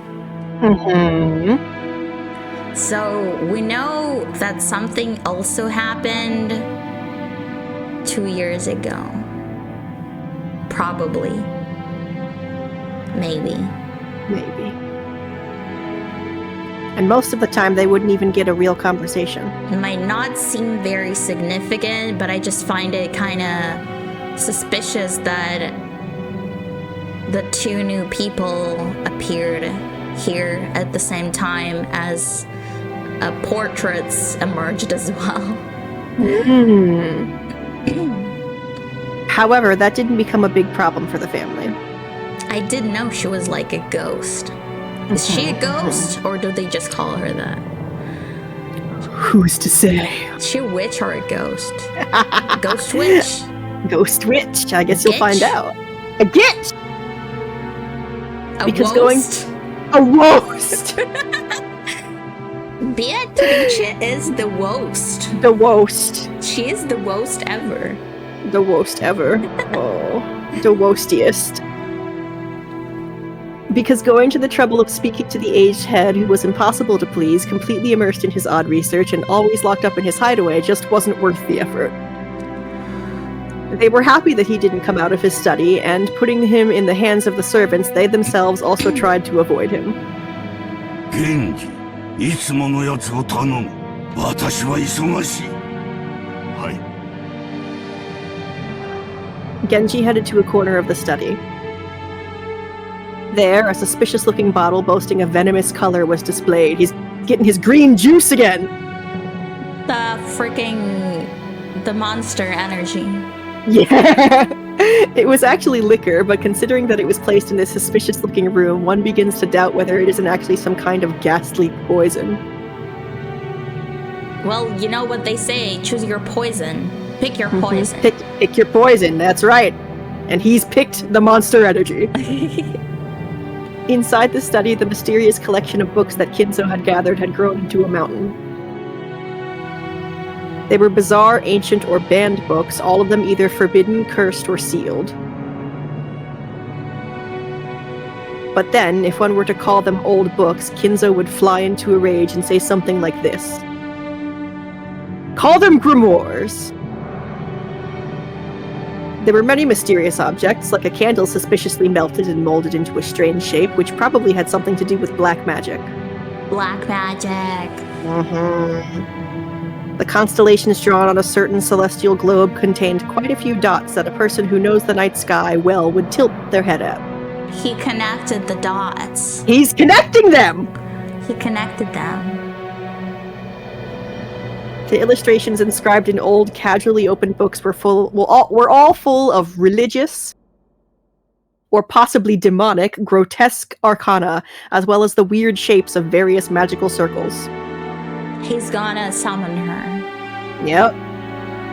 And above all, the sweet, poisonous smell that filled the room. Is gonna kill someone, and then he's gonna summon her. Profoundly assaulted those who entered for the first time in their sense of sight and smell, then all their senses, making them lose their grip on reality. If you come to this study, you too can be insane like Kinzo. Inside that study, Genji, with his well-trained hand, prepared Kinzo's usual drink. If you didn't know that the ominous dark green liquid that filled the complexly designed bottle was liquor, you really wouldn't want to put it to your mouth. He poured a small quantity of the spirits into the glass. After placing a cube of sugar in a strangely shaped spoon, he then poured water from a pitcher over it. Strangely, when the transparent water was poured, the dark green liquid turned a cloudy white. It was a strange optical illusion, as though the water had caused a chemical reaction and made the drink become even more unrecognizable as liquor. Dark magic liquor. He said it was demonic absinthe. Yeah. It improved the original flavor Kinzo liked and adjusted the taste. There was no recipe. Dark potion. Its success was measured only by Kinzo's mood swing when he drank it, and he had learned how to make it only after many decades. Genji placed the glass in the tray and faced Kinzo. Kinzo was now gazing out the window. どうぞ、親方様。ああ、すまん。Kinzo, now unrecognizable as the man who was shouting, screaming, and yelling just before, regained his composure. I'm normal now. Yeah, this is the demonic absinthe is basically his normal pills. Yeah. In that man's back dwelt a dignity and intelligence made plain simply by how he tilted his glass and gazed down at the scenery beyond the window. Genji, in order to allow Kinzo to set down his glass at any time, motionlessly waited behind and to Kinzo's left, as though he were a living sideboard. Furniture! His furniture! Thereupon,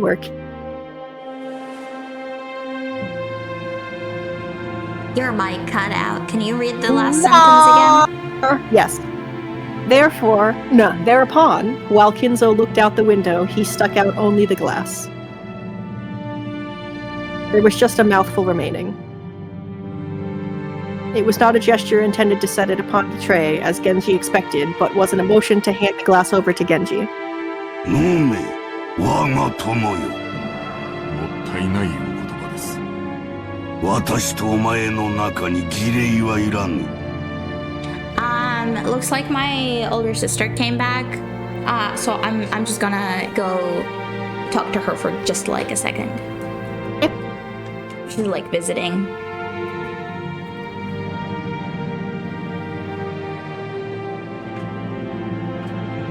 Always nice to have family come to visit. It was Thanksgiving for us American people on Thursday, so I myself just got back from visiting my family, but they only live about 15 minutes from me, so it wasn't very far to go.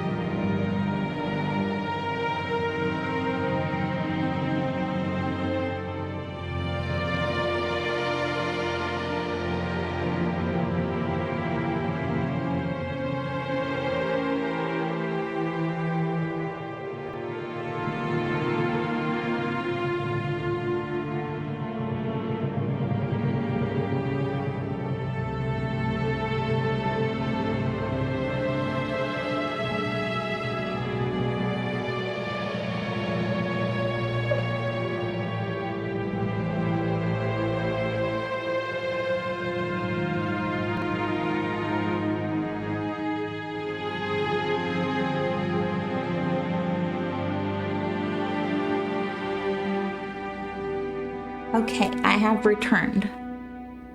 飲め、友よ。 Oh no, he's gonna make him drink the demonic absinthe too. No! No, Genji, don't do it! Thank you for redeeming water. Unfortunately, I just ran out. I should have refilled it when I got up. Should I just go? Should I go refill it? I did get a redeem, so I probably should. Yeah. Okay. Let me put it on BRB this time. Because I could really use that water. Yeah, get some water, bestie.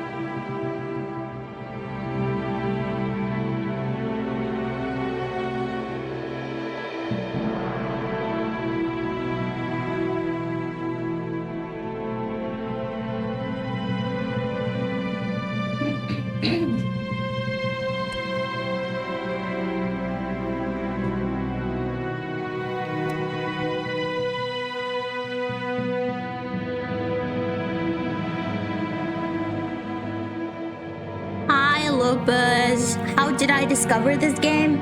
I mean, it is pretty famous. I would use that word even. In the visual novel sphere, it's definitely one of the big ones. But the critical moment was hearing that it's Aaron's favorite game. So, like, I really was curious about it for a long time. I love visual novels. So I thought, and I really wanted to get back into streaming, so I thought if I schedule something regular and with a friend, it would help me. So it's kind of like, it kind of all worked out. Yeah. Yeah, it was a perfect confluence of events. Yeah. A series of wonderful events. A series of fortunate events. A series of fortunate events. The good version of those books. I'm gonna take over. Okay, go for it. Genjo respectfully received the glass and inclined it a little to taste its contents. After that, he agitated it. お前が作るのを真似ているのだがどうにも同じ味が出ぬ。お前が作る方がうまい。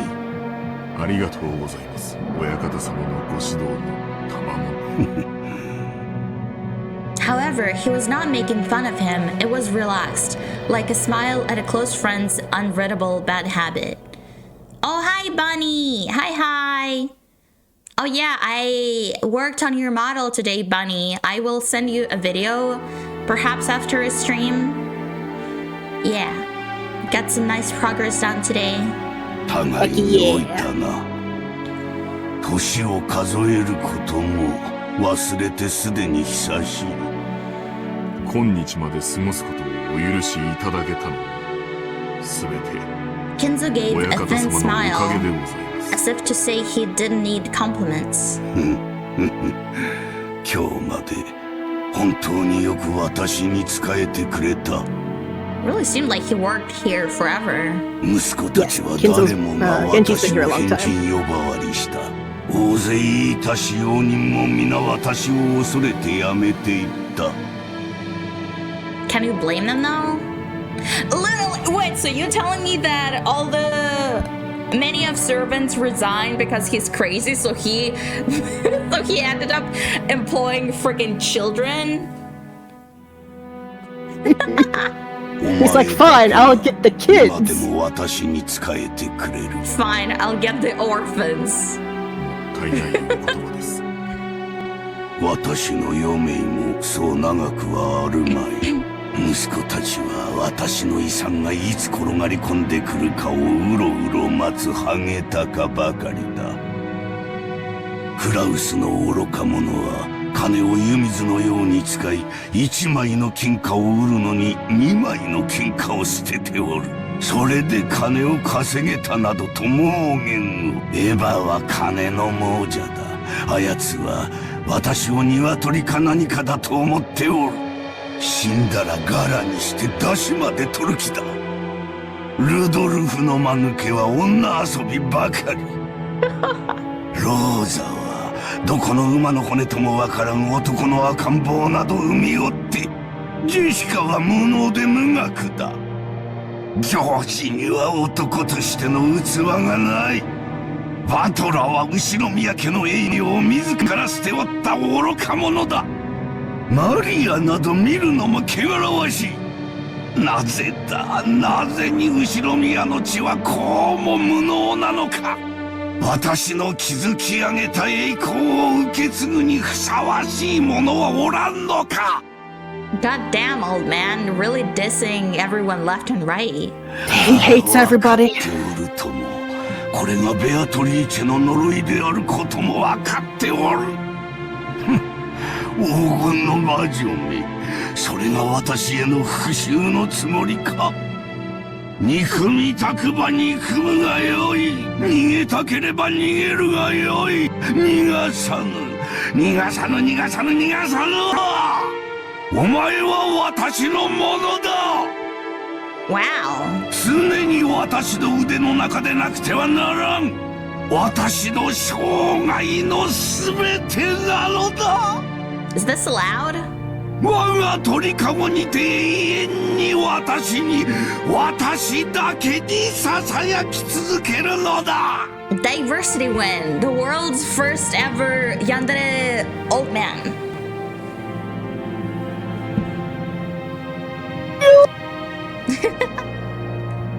He really is.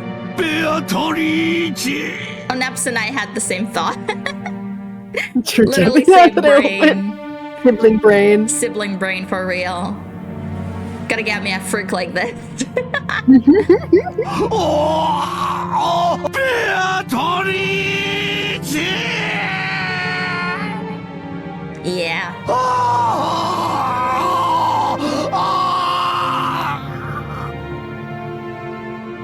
After howling, Kinzo choked once again. Genji set the tray and the glass down and patted his master's back. Genji's facial expression did not change. It was always like this. Hi Hawkstein. Welcome to the stream. The meme is real. It sure is. Which meme? The Kinzo yelling, "Oh, Beatrice!" Just him screaming. Yeah. すまぬ我が友よ。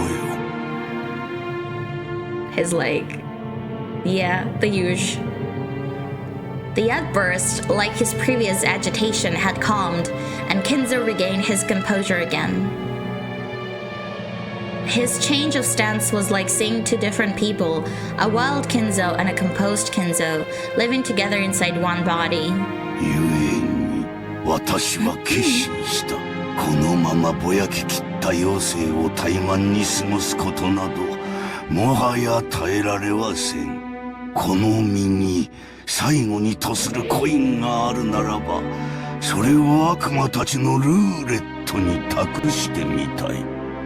What, is he going to sacrifice himself? 魔法の力はいつもかけるリスクで決まる。 He could. 日本古来の呪術である牛の国参りがそうであろう。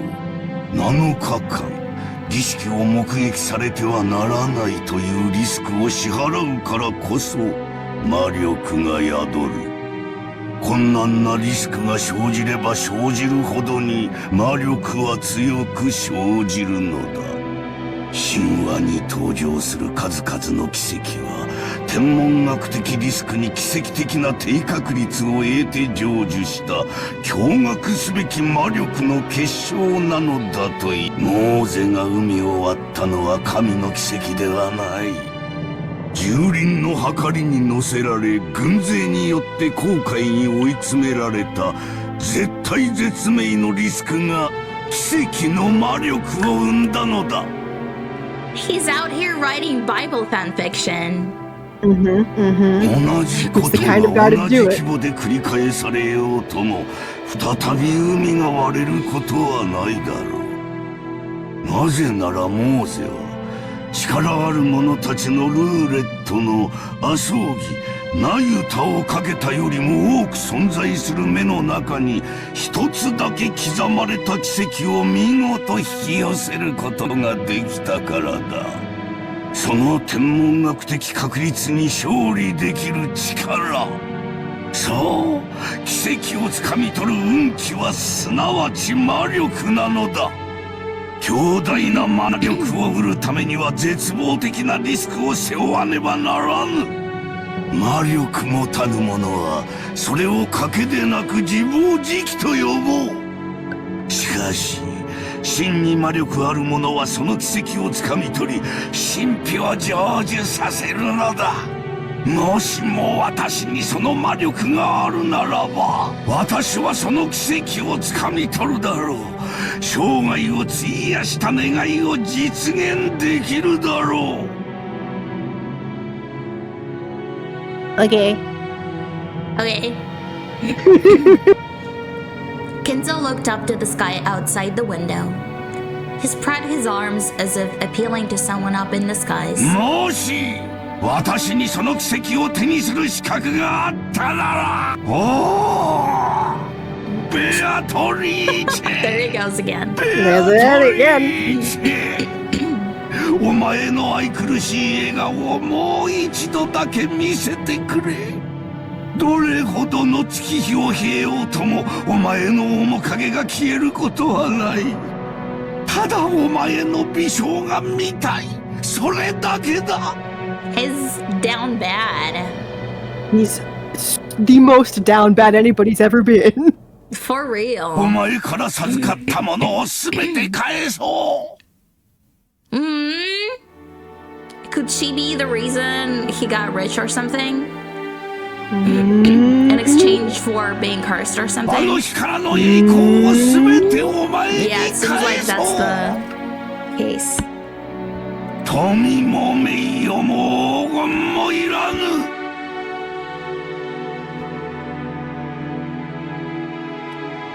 お前に授かったすべてを返そう。私はただお前の美少が見たいだけなのだ。ご賞だ、ベアトリーチェ。ベアトリーチェ。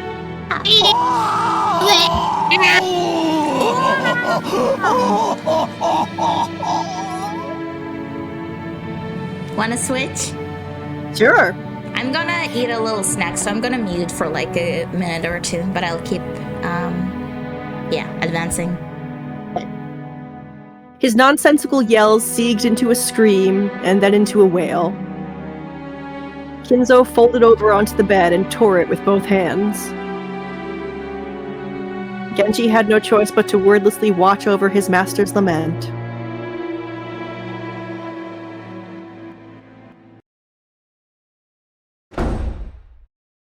Ya, 諸君。当主様は具合が優れられないとのことだ。せっかくこうして1年ぶりの会合に集まってくれた諸君と昼食を共にできないことを非常に残念にしておられた。ゴーダ、ランチを始めてくれ。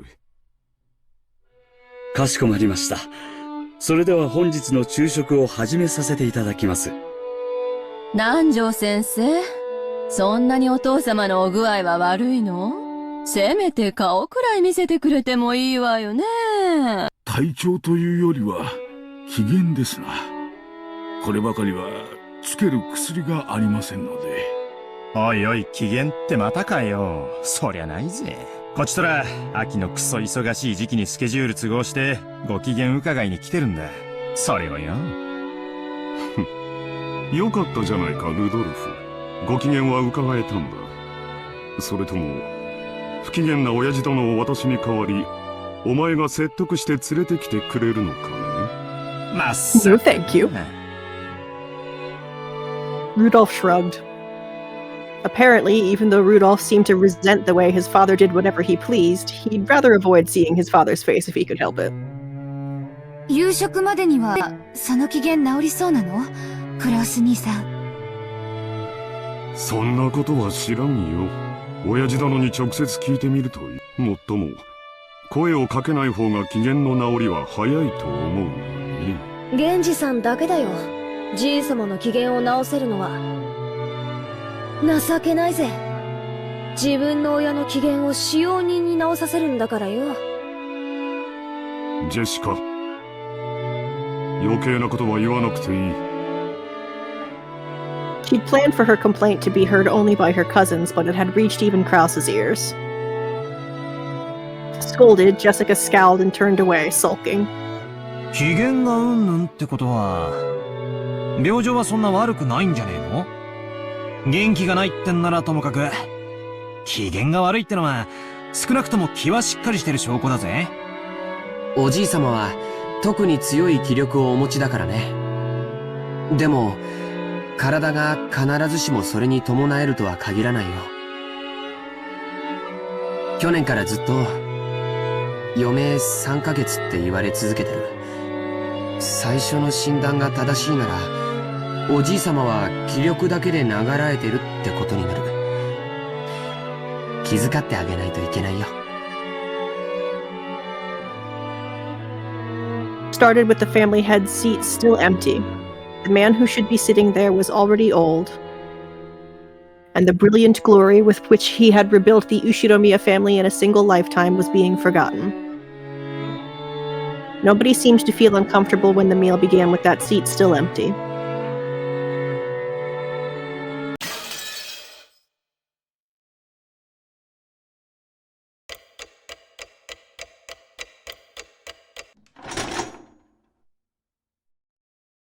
Power of thirst so strong, old man refuses to die. Naps, you've hit the nail on the head.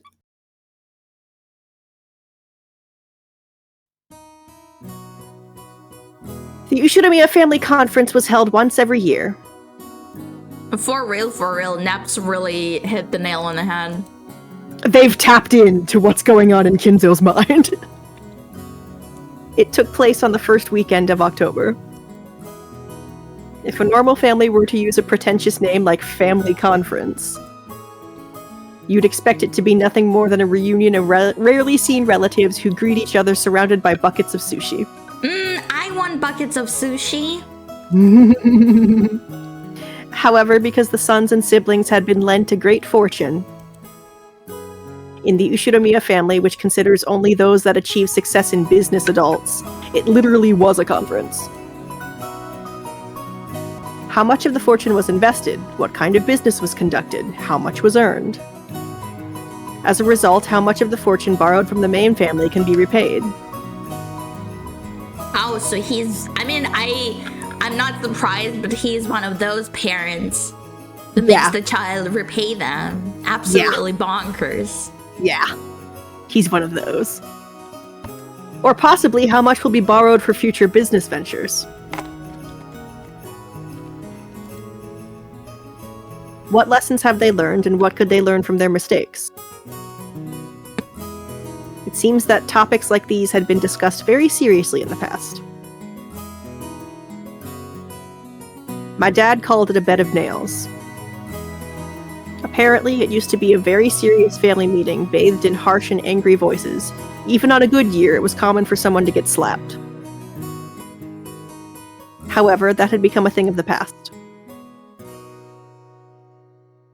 Now, with everyone pursuing their own business ventures and achieving success, it was a normal yearly get-together. Nothing normal about a Shirimi family. I was gonna say, there's nothing normal about you people. Even so, hearing about grandfather's condition caused a significant amount of stress. So while to us grandchildren it was nothing more than a simple meeting, to our parents it was still a real stomachache. I guess that since the ringleader was absent for various reasons, today's lunch was even more delicious. A ringleader? Oh, like in the circus? Yeah. My first thought was, like a drug ring. But that makes sense. Peddling his absinthe. Bit of a both. The phrase, while the demon is not around, everyone can relax, comes to mind. Well then, let's introduce Jessica's father, whose face I haven't seen in 6 years. The man sitting to my father's left was his older brother and the father of Jessica, Kraus Oji-san. This name sure is easy to read. Kraus. Since everyone had these weird names, our naming sense was pretty twisted. So Kraus actually didn't seem that bad. I'd even started to think it was pretty cool. Just like with Natsuhi Oba-san, I didn't have many memories of speaking with Kraus Oji-san. He had never been one to talk to children, and I felt like he was always talking with the adults, just like Natsuhi Oba-san. Jessica is like nothing like her parents. Oh no, absolutely not. That causes a lot of friction in between them. Yeah, like with Maria and Battler, I can definitely see some parallels. But Jessica seems like pretty normal. Yeah. From my father's gossip, it seems that he was a pretty spiteful and unreasonable person. If what my father said is true, he used to be very domineering as the oldest sibling. That does seem to be the vibe. Yep. And was hated by Eva Oba-san, Rosa Oba-san, and the rest of the family. Nobody likes him! Nobody likes him. Yeah, and Kinzo writes him 20 paragraphs. Paragraphs, yeah. When he about this. About how nobody likes him. Yeah. Huh? It looks like he's having a friendly chat with the rest of the family, doesn't it? Oh well, even if their relationship was bad when they were children, sometimes when people grow up and go their separate ways, their relationship changes. That's probably what this was. After all, they all had children of about the same age. By sharing the same family environment, they probably profited by exchanging opinions. Maybe because of that, a short while ago, the circle of parents began to discuss the exams Jessica and I were taking. Jessica, in order to escape the discussion of exams with my father sitting on her left, purposefully faced right while firing off a rapid series of comments so as not to show any weaknesses. Moving on, let's look at the end opposite from Kraus and the others. In the very last seat at the table, an old gentleman with a sturdy physique sat facing Kirie-san. This was my first time meeting him. I can't get over Kirie's dress still. Mm-hmm. The little slits. It's so freaking... I've never seen anything like that. Mm-hmm. It's really cool. I had only just been introduced to him, but it seems that he was grandfather's personal doctor, a man called Nanjo. I had heard that he used to own a huge clinic on the nearby Nijima Island, but he turned it over to his son and then began living a life of leisure in his old age. He had known grandfather since the very beginning when the mansion was first constructed on this island and had built up a relationship over several decades. I thought that he might be grandfather's companion in his suspicious hobbies, but surprisingly, it seems that he is grandfather's chess partner. Diamond-shaped cuts is rarity MLP core. You're so right. Oh. And it's purple as well? Oh. She That would is so totally true. wear this. Mm-hmm, mm-hmm. I see. That kind of hobby seems very like our grandfather, with his love of Western style. You could probably say that he was the only person who could enter Rokkenjima and was neither a family member nor a servant. He gave an impression of a calm old gentleman as he listened to Kirie and the other women's conversation. After staying by our short-tempered grandfather's side for so long, his big heart was nothing to laugh at. Still, even if he was a family doctor, having anyone outside the Ushiromiya family attend the family conference was a little odd. It is a little odd. Like, when they were talking, when Genji was talking about them going to eat, I didn't really expect the doctor, the Nanjo, to come here, too. Yeah. I imagine that because grandfather's condition had grown much worse, it may have become one of the major topics of discussion. That is true. Mm-hmm. George was just saying it too. Reports that grandfather's remaining life was very short had been appearing continuously since around a year ago. He's just living off of his thirst for Beatrice. Mm-hmm. That's the only thing that's powering him. Yeah. It was a nasty story, but grandfather was an extremely rich man. At the time of his death, his wealth would suddenly be released, along with our parents' stomach acid, and would probably lead to ulcers. With this kind of thing, the greater the share, the more trouble would be caused. This would probably also be included in the family conference. Oh well, it's not like it had anything to do with us children. Finally, even though he was absent, let me introduce our grandfather. We already know who he is, thanks. Oh, we know all too well. I would like to unknow him. I would like to unhear him. Can you unintroduce us, actually? Can you shoot us with a forget beam? Right? The person who should be sitting in that incipient's chair was Ushiromiya Kinzo. It really sucks. Should have said, he really sucks. Mm-hmm. Everyone else in the family has these weird names, but he himself took this perfectly normal name. If only his name were written Kinzo, but he let us call him Goldsmith or something, that'd be totally awesome. As you can probably guess from the topics that have been raised, he was a frightening person with an extremely short temper. Because I was one of the grandchildren and hadn't met the family since elementary school, I had no memory of being beaten, but it seems that our parents were raised with an iron fist. Ooh. Kinzo sucks. If you didn't already cotton on to that. Yeah. Do you want to take over? Sure.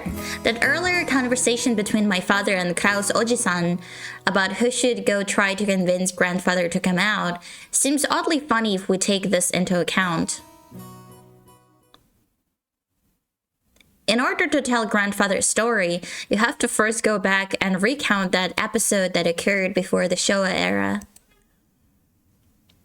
Until the Meiji and Taisho eras, the Ushiramiya...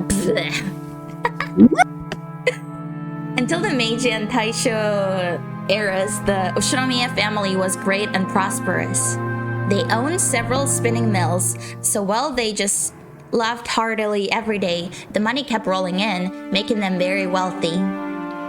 Incidentally, grandfather, as a member of the branch family, essentially had nothing to do with the main family.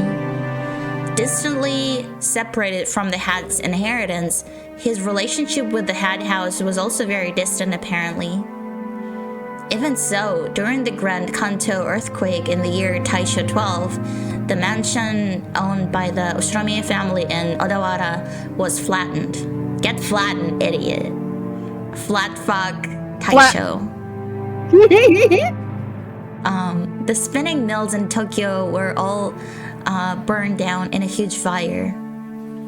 And the Ushiramiya family lost most of its wealth and family members in an instant. Oh wow. Yeah. Could that also be something he asked from the witch? It then became a matter of who in the main family would become the heir, and it seemed as though no one except the branch family, which included Kinzo, was left. Kinzo himself later said that it was such good luck. It was as though fate itself had been turned upside down. Really, really, really sus. With that, grandfather's normal life did 180. He was entrusted with reviving the wealth that the dying Ushiramiya family had almost completely lost. Naturally, just because he had been entrusted with this task didn't mean he couldn't accomplish it. It seems that the surrounding people weren't really expecting much. However, from this point on, grandfather began displaying his extraordinary talent and good luck. Grandfather used all of the family funds and everything from the hair on his head to his toenails as collateral to borrow a massive amount of money. Yeah, he sold his luscious hair as real hair wigs. Created a gigantic supply of funds and soon revived the family's business. It was like tumbling down a hill on a bike without any brakes, and then jumping into a neighboring bike, and then another. What? Just like some crazy street performance. What are you talking about? Probably anyone would have thought that grandfather had no business ability. Even so, with the unbelievable amount of good luck and miracles, with coincidences piling up and every chance taken advantage of, before anyone knew it, he began to make connections with the occupying forces. At that time, MacArthur and the GHQ were in charge. Grandfather, in a twinkle of an eye, began succeeding in business under the protection of the occupying forces, quickly becoming very rich. At this point, it was no longer luck but information that won the day. He must have made some seriously thick connections with the occupying forces. Grandfather knew beforehand about emergency demands that would be made for the Korean War.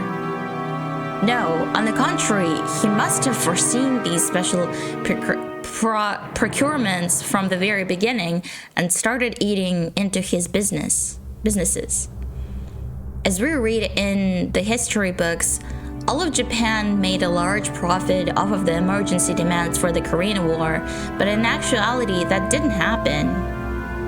Only a very limited number of the super rich played the money game and made an easy profit, as always, as the usual. Yep, nothing unusual there. Most of the citizens remained poor. In other words, grandfather was an extremely lucky member of this group of winners. This all happened during the year Showa 25, 1950s, I think. And since the year following the Great Kanto earthquake was Taisha 13, 1924, that means grandfather was able to revive the near-dead Oshiromi family in only about 20 years to a level even higher than it had been before. With that, you'd think that he would revive the main family in Odawara, but for some reason, he went and did something as crazy as buying an entire small island in the Izu archipelago. Buying an entire island is not something that you can ordinarily do today. However, grandfather was clever. He contacted the GHQ and applied for the establishment of a marine resource base. He acquired this island as a business property and then threw that away and claimed it as his own plot of land. After the war, there were prevention measures against food shortages and furthermore, having the sponsorship of the GHQ meant that nobody could oppose him. I get the high quarters part. What does the G stand for?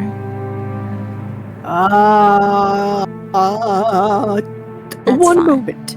Oh, thank you. It seems that Tokyo Metropolis had almost no money at the time and offered this land. Later, Tokyo made difficulties by telling Kinzo to return the land, but the pushy GHQ intervened. Anyway, yes. GHQ is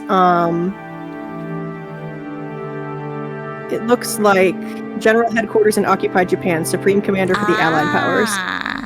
I figured. Thank you. Yep. Anyway, it seems as though under the table bribes worked perfectly. In the end, the city gave up in frustration. Grandfather, with considerable skill and blessed with good luck, managed to weather the stormy seas of that period, obtaining a vast fortune off his own island. Of course, it wasn't all luck. He was skilled with English, and this was cultivated by his Western obsession. Using this as a weapon, he was able to take a bite out of the GHQ. A mansion was immediately built on the island.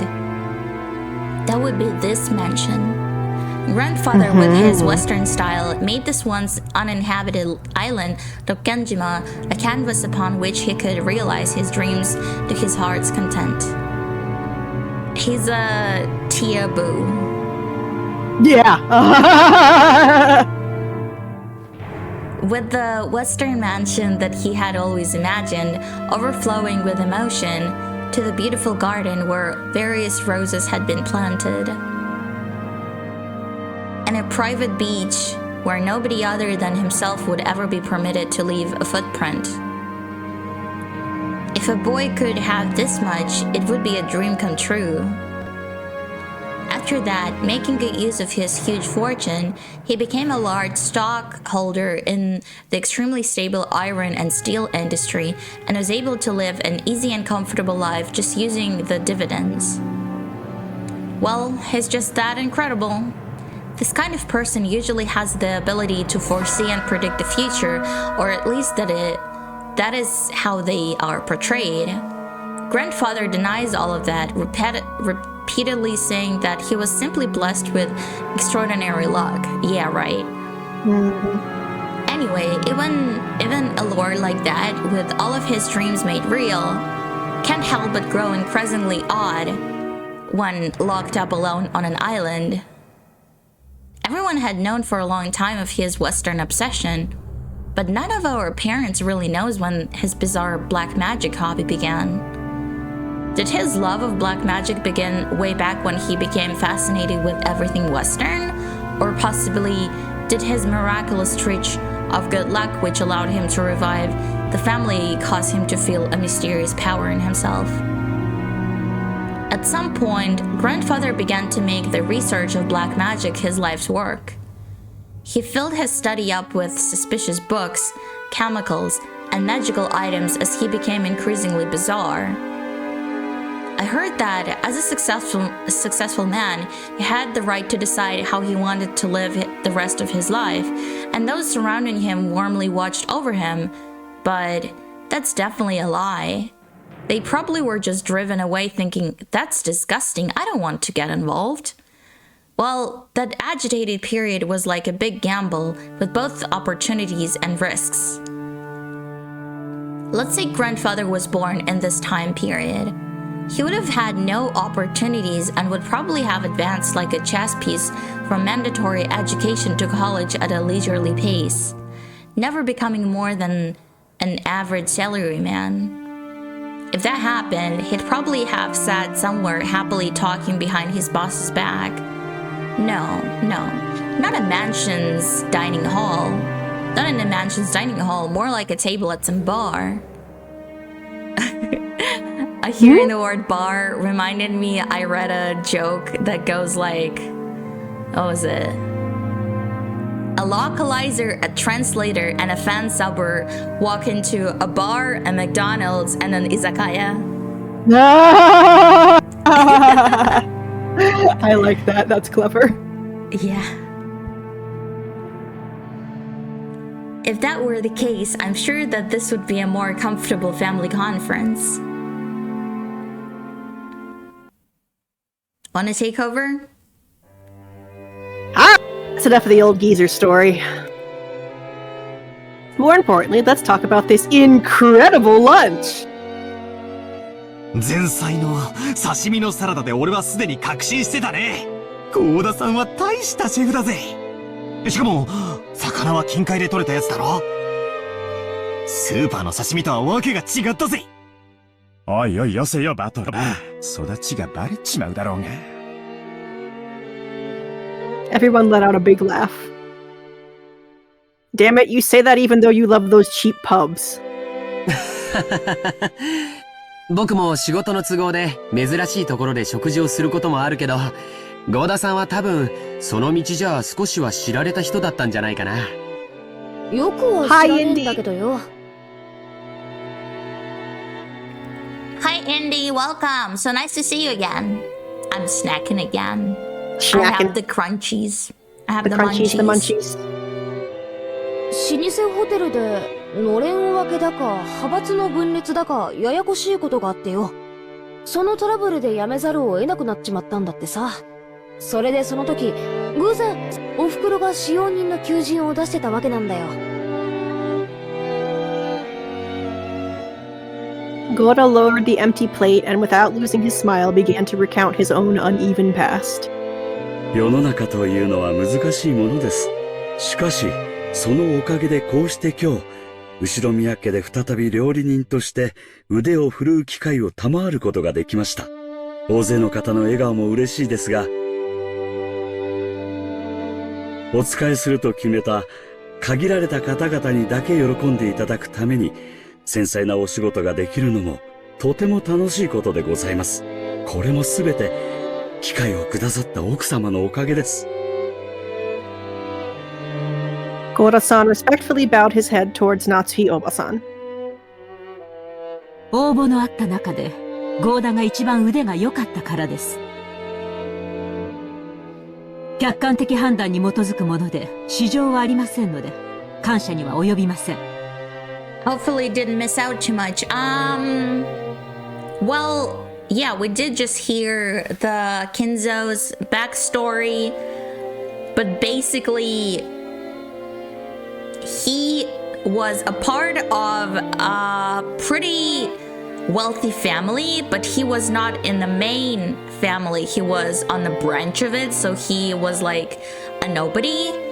And then suddenly a fire broke out and basically the main family all died out and he took over the Ushiromiya family, and then miracle after miracle suspiciously kept happening until he was like really, really wealthy and taking bribes from like the government and stuff. But yeah, basically the way he built this mansion and everything like around it is like really, really, really suspicious.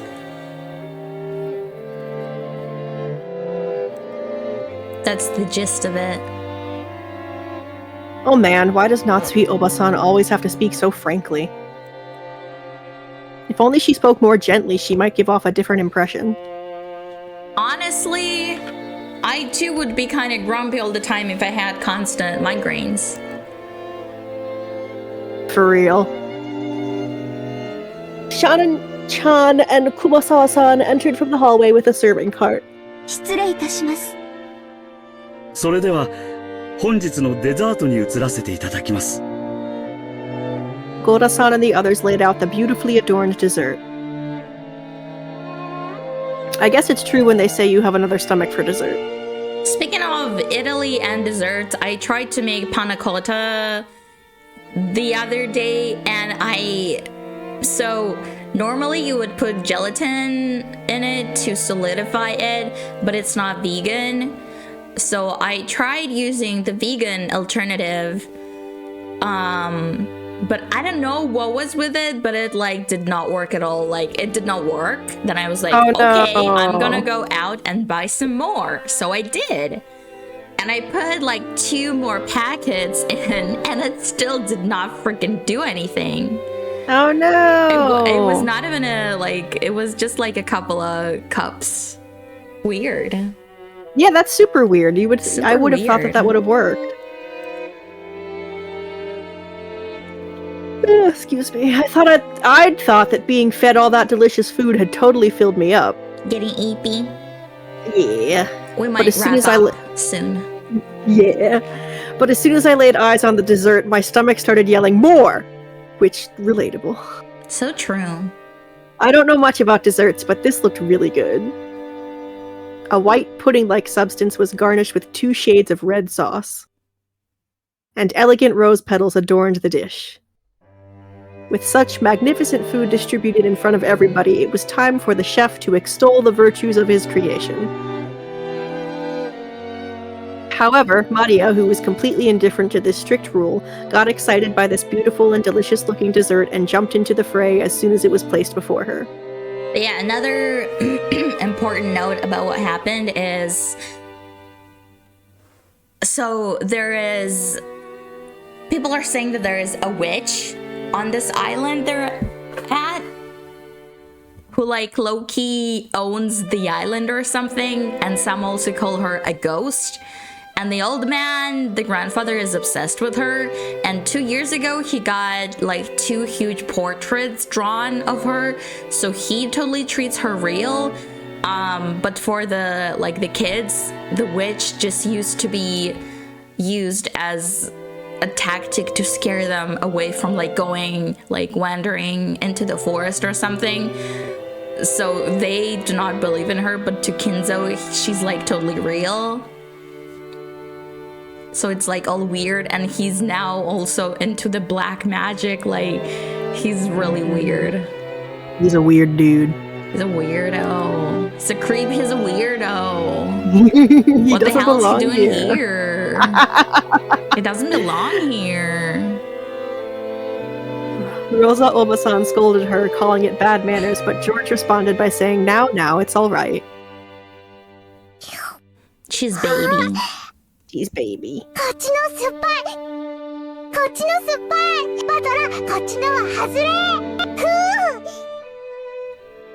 Maria exclaimed as she sampled the 2 colored sauces. なんだと？当たりと外れがあるのかよ。よし、俺も味見をしてやるぜ。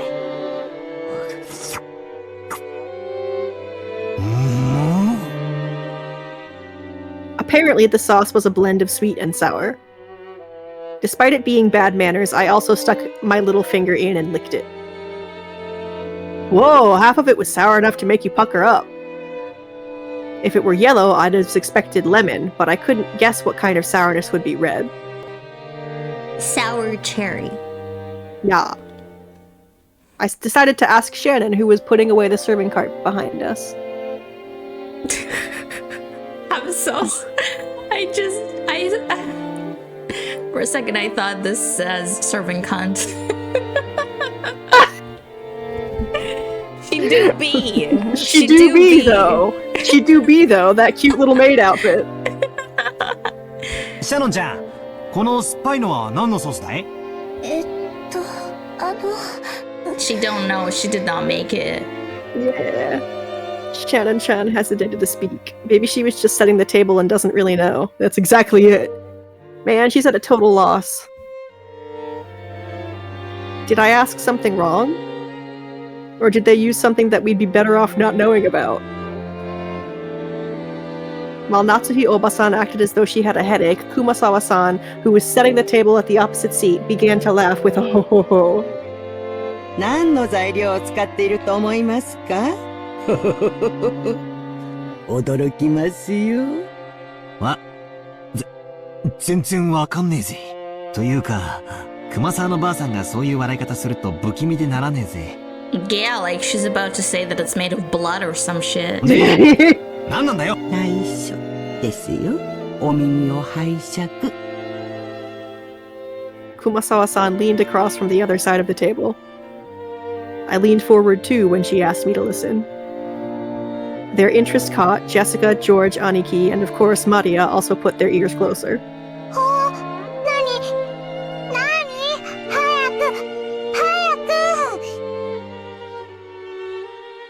この酸っぱいのはですね、実はお魚のサバの絞り汁ですよ。What? Fish? サバ? We all thought, horrified. Only Maria accepted it, nodding with an uh-huh. She lying. She's lying. Are they? That is not true. When Maria started clamoring that mackerel were sour, the adults were unable to contain their laughter. 違うわよ。酸っぱいのはしめ鯖でしょ。Lulu Rosa Obasan, her face red, told Maria that mackerel is sour only once prepared.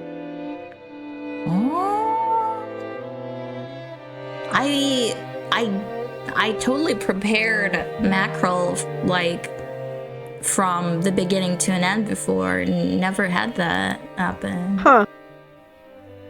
Yeah, I've never had mackerel, so I don't know. Ah, now I remember it perfectly. It just tastes normal. Kumasawa-san was always this kind of a character, wasn't she? I think she must have tricked me too in various ways when I was young. So yeah, she is just joking. She lying, babe. Yeah. Maria's too innocent. She doesn't She know. really is. She literally Poor believes sweetie. everything. Yeah, she does. Amongst all of them, the most lethal must have been that one. That flimsy black thing in the Chinese dish. It was a kikurage mushroom. She told me it was penguin meat, and I know it all around school like a smartass telling everyone, didn't I? 熊沢のばあちゃん、相変わらずだな。マリアが信じちゃうだろ? She almost tricked me too. You almost got us all, Kumasawa. 冗談ですよ。今からゴーダさんがソースの正体を教えてくれますからね。Goda looked a little put off about his masterpiece being laughed at in such a strange way. It's tough! Suck it up! You live. But after clearing his throat once, he introduced the dessert to us. それでは、デザートのご説明をさせていただきます。本日は、ご来賓の皆様が大層お気に入りでございましたバラの庭園にちなみまして、There it is! Just like I was trying to make. Yeah! Yeah, it really is in line with Kinzo's tastes. 散らしてございますバラの花びらは当家の庭園より先ほど採取してきたもの。ソースはストロベリーとローズヒップの2色の赤をご用意しました。Nice. ストロベリーの甘味とローズヒップの酸味を交互にお楽しみになってください。なお花びらは観賞用となっておりますので、避けてからお召し上がりくださいませ。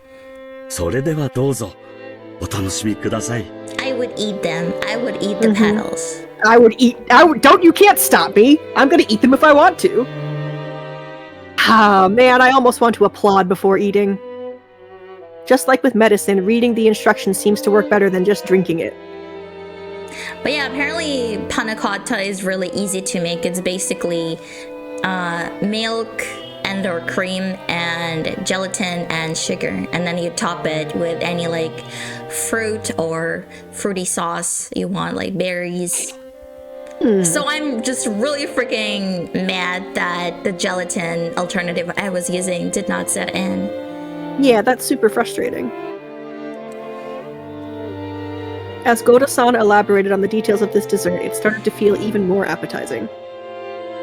Seriously, should you call him subtle or just talented? The dessert was probably planned from the beginning, but taking the hint when we all stopped in front of the rose garden earlier today, he displayed an incredible and timely awareness by just adding a few rose petals from that garden. This combination of sweet and sour was also exquisite. If it was just sweet, you'd just get used to it and bored halfway through. But if you reach the sour sauce at that point, you'd get a really vivid taste. And then, once you return to the sweet sauce, all of the sourness in your mouth would be replaced with an enjoyable sweetness. That does sound delicious. I'm sure everyone else felt the same way. Every time Goda-san passed by one of the seats, someone praised the taste and his creation. いかがですか、奥様。相変わらず見事です。お客様をおもてなしするに値します。恐れ入ります。奥様、ご存知ですか？ローズヒップには頭痛に効く効果もあるそうですよ。She's not gonna fuck you. 奥様に特にお気に入りいただけるかと思い、特別にご用意させていただきました。そう。ありがとう。ほら言ったでしょ、夏姫さん。Yeah, original reason why I really started craving panna cotta is I recently found a guy on YouTube who does like YouTube shorts. He is Italian, but he has like flawless Russian. So he basically makes content about Italy and Italian and Russian. A really charming guy. That's so cool. Yeah.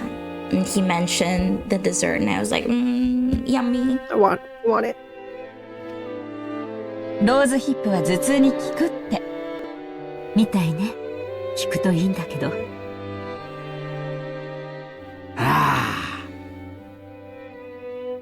ゴーダさん、あんたには惚れるで。なあ、後であんたの待遇を聞かせてや。無理ならあんたの欲しい年収、指立ててくれるだけでもいいんやで。あんたの腕がこの島だけで独占されとるのは人類の食文化に対する冒涜や。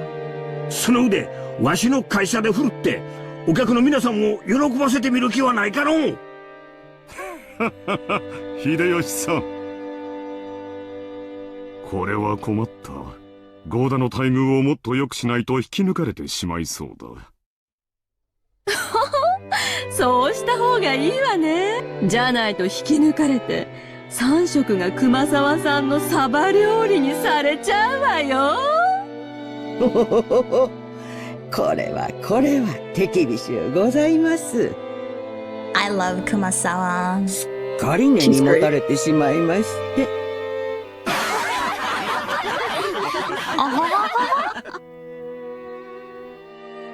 Everyone let out a huge laugh. I'm gonna take over. Okay.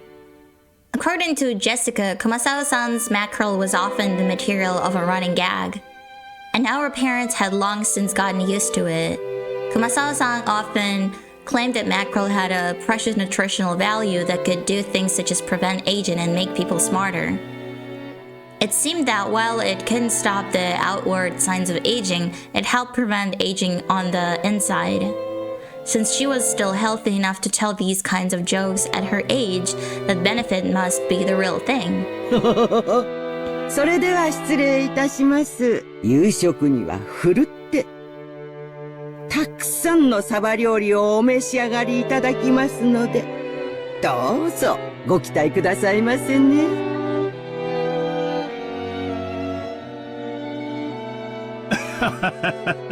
期待してるよ。I love that in Japanese, the word for preparing like raw fish, I forget, is there a word for that in English? I don't know. I don't think that there's an English equivalent to that. No. But yeah, preparing raw fish for like future cooking would be sabaki. So preparing mackerel would be sabasabaki. Sabasabaki. I love that. I love stuff like that. 今晩はしめ鯖でキュッとしゃれ込みたいぜ。それは素敵ね。ついでに日本酒の美味しいのも出てこないかしら。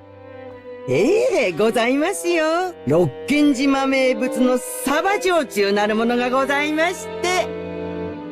No. Sounds disgusting, thanks. Yeah. Kumasawa-san, together with Shannon-chan, bowed and pushed the serving cart away. Amusingly, Goda-san, who looked just as though his stock had been stolen from him, explained very seriously that tonight's dinner would actually be calf steak. Meat. Love meat. 熊沢さん、さっきはありがとうございました。As she pushed the serving cart, Shannon bowed her head very deeply. なんもお礼を言われることなんてありません。She's so nice. She's really great. Kumasawa may have played dumb, but she had obviously understood and saved Shannon in the nick of time. Back when Battler had asked for the details of the dessert, Shannon had unfortunately hesitated. There may have been several ways to dodge the question, but all of them would have been tricky.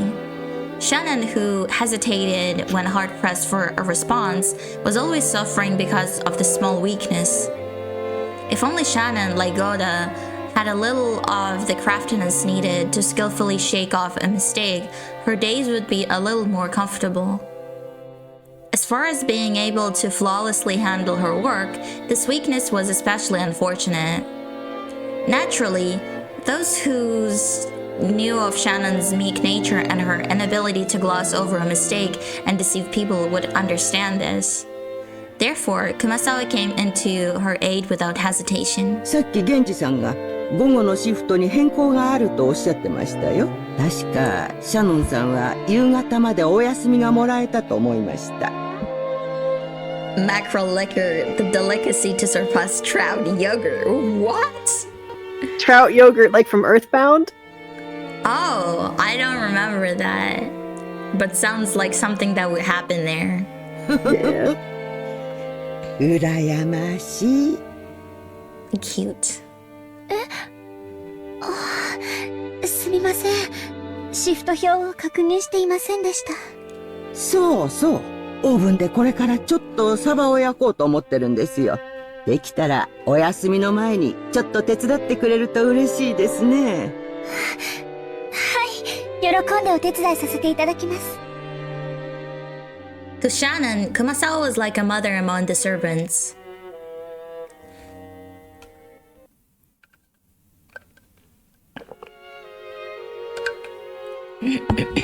The dining hall needed to be cleaned up, so we were chased out. Instead, tea was being served in the parlor. It seemed that they had prepared the black tea that Rosa Obasan had bought for Natsuki Obasan. Maria insisted that she also wanted to drink the black tea, but was rejected by the old bastard who told the children to go play outside. バトラ君、みんなで表に散歩に行かないかい？バラでも見に行ったらええ。でも天気には十分注意するんやで。They better find a corpse there or something. Chop chop. It's like, when are people gonna start dying, man?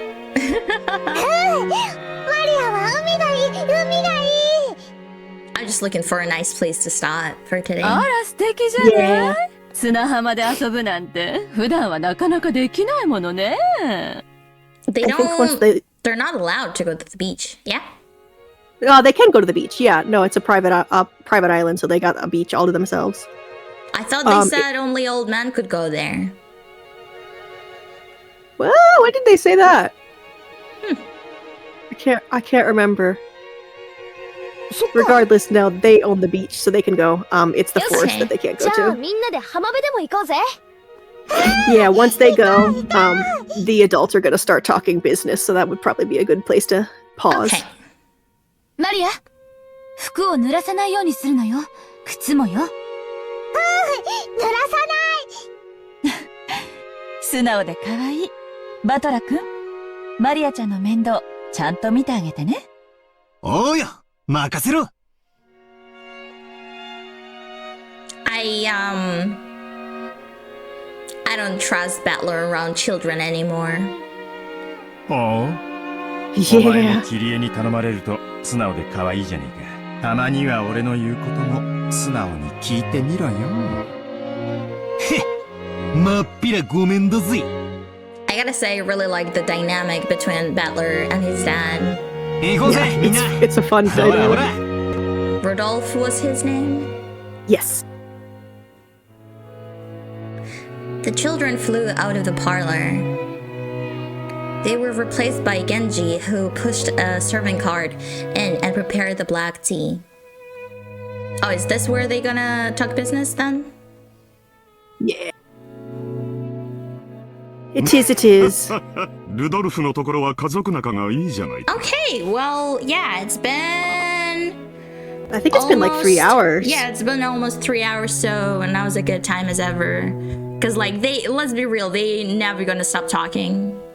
They're never gonna stop talking. Yeah, they never for gonna real. stop talking, these people. So let's just save here. And thank you so much for coming today. Wow, it really seems like ever since the stream reset last time, it hasn't been lagging at all. Yeah, I guess it just needs a time to warm up then. I really don't know. I really don't know, but I'm just like, I'm just hoping. Yeah, I hope so too. Yeah. Thank you for tuning in. I know this is like, honestly, this feels like a little bit of a book club. Like, it is so wordy, but if you love visual novels like me and Aaron, then I'm sure you two had a good time. I'm sure you guys don't mind that it takes a while to start things, because I sure don't. No. Despite the jokes. Yeah, it's despite the jokes. Trust me, once it gets going, it will be richly worth it. Yeah, I feel like once it starts, you will be asking them to go back to peaceful times. Oh, 100%. Yeah, so, yeah. Literature club with viewers. It's our own I wonder if people do that. Do people like read books on streams? Oh, I'm sure they do. Sounds like something. I know people read like manga on streams. Yeah, so I have no doubt that there's book streams for sure. Yeah, but yeah, see you guys next Sunday, same time. Yep. And Dasvidaniya. Bye-bye. Bye.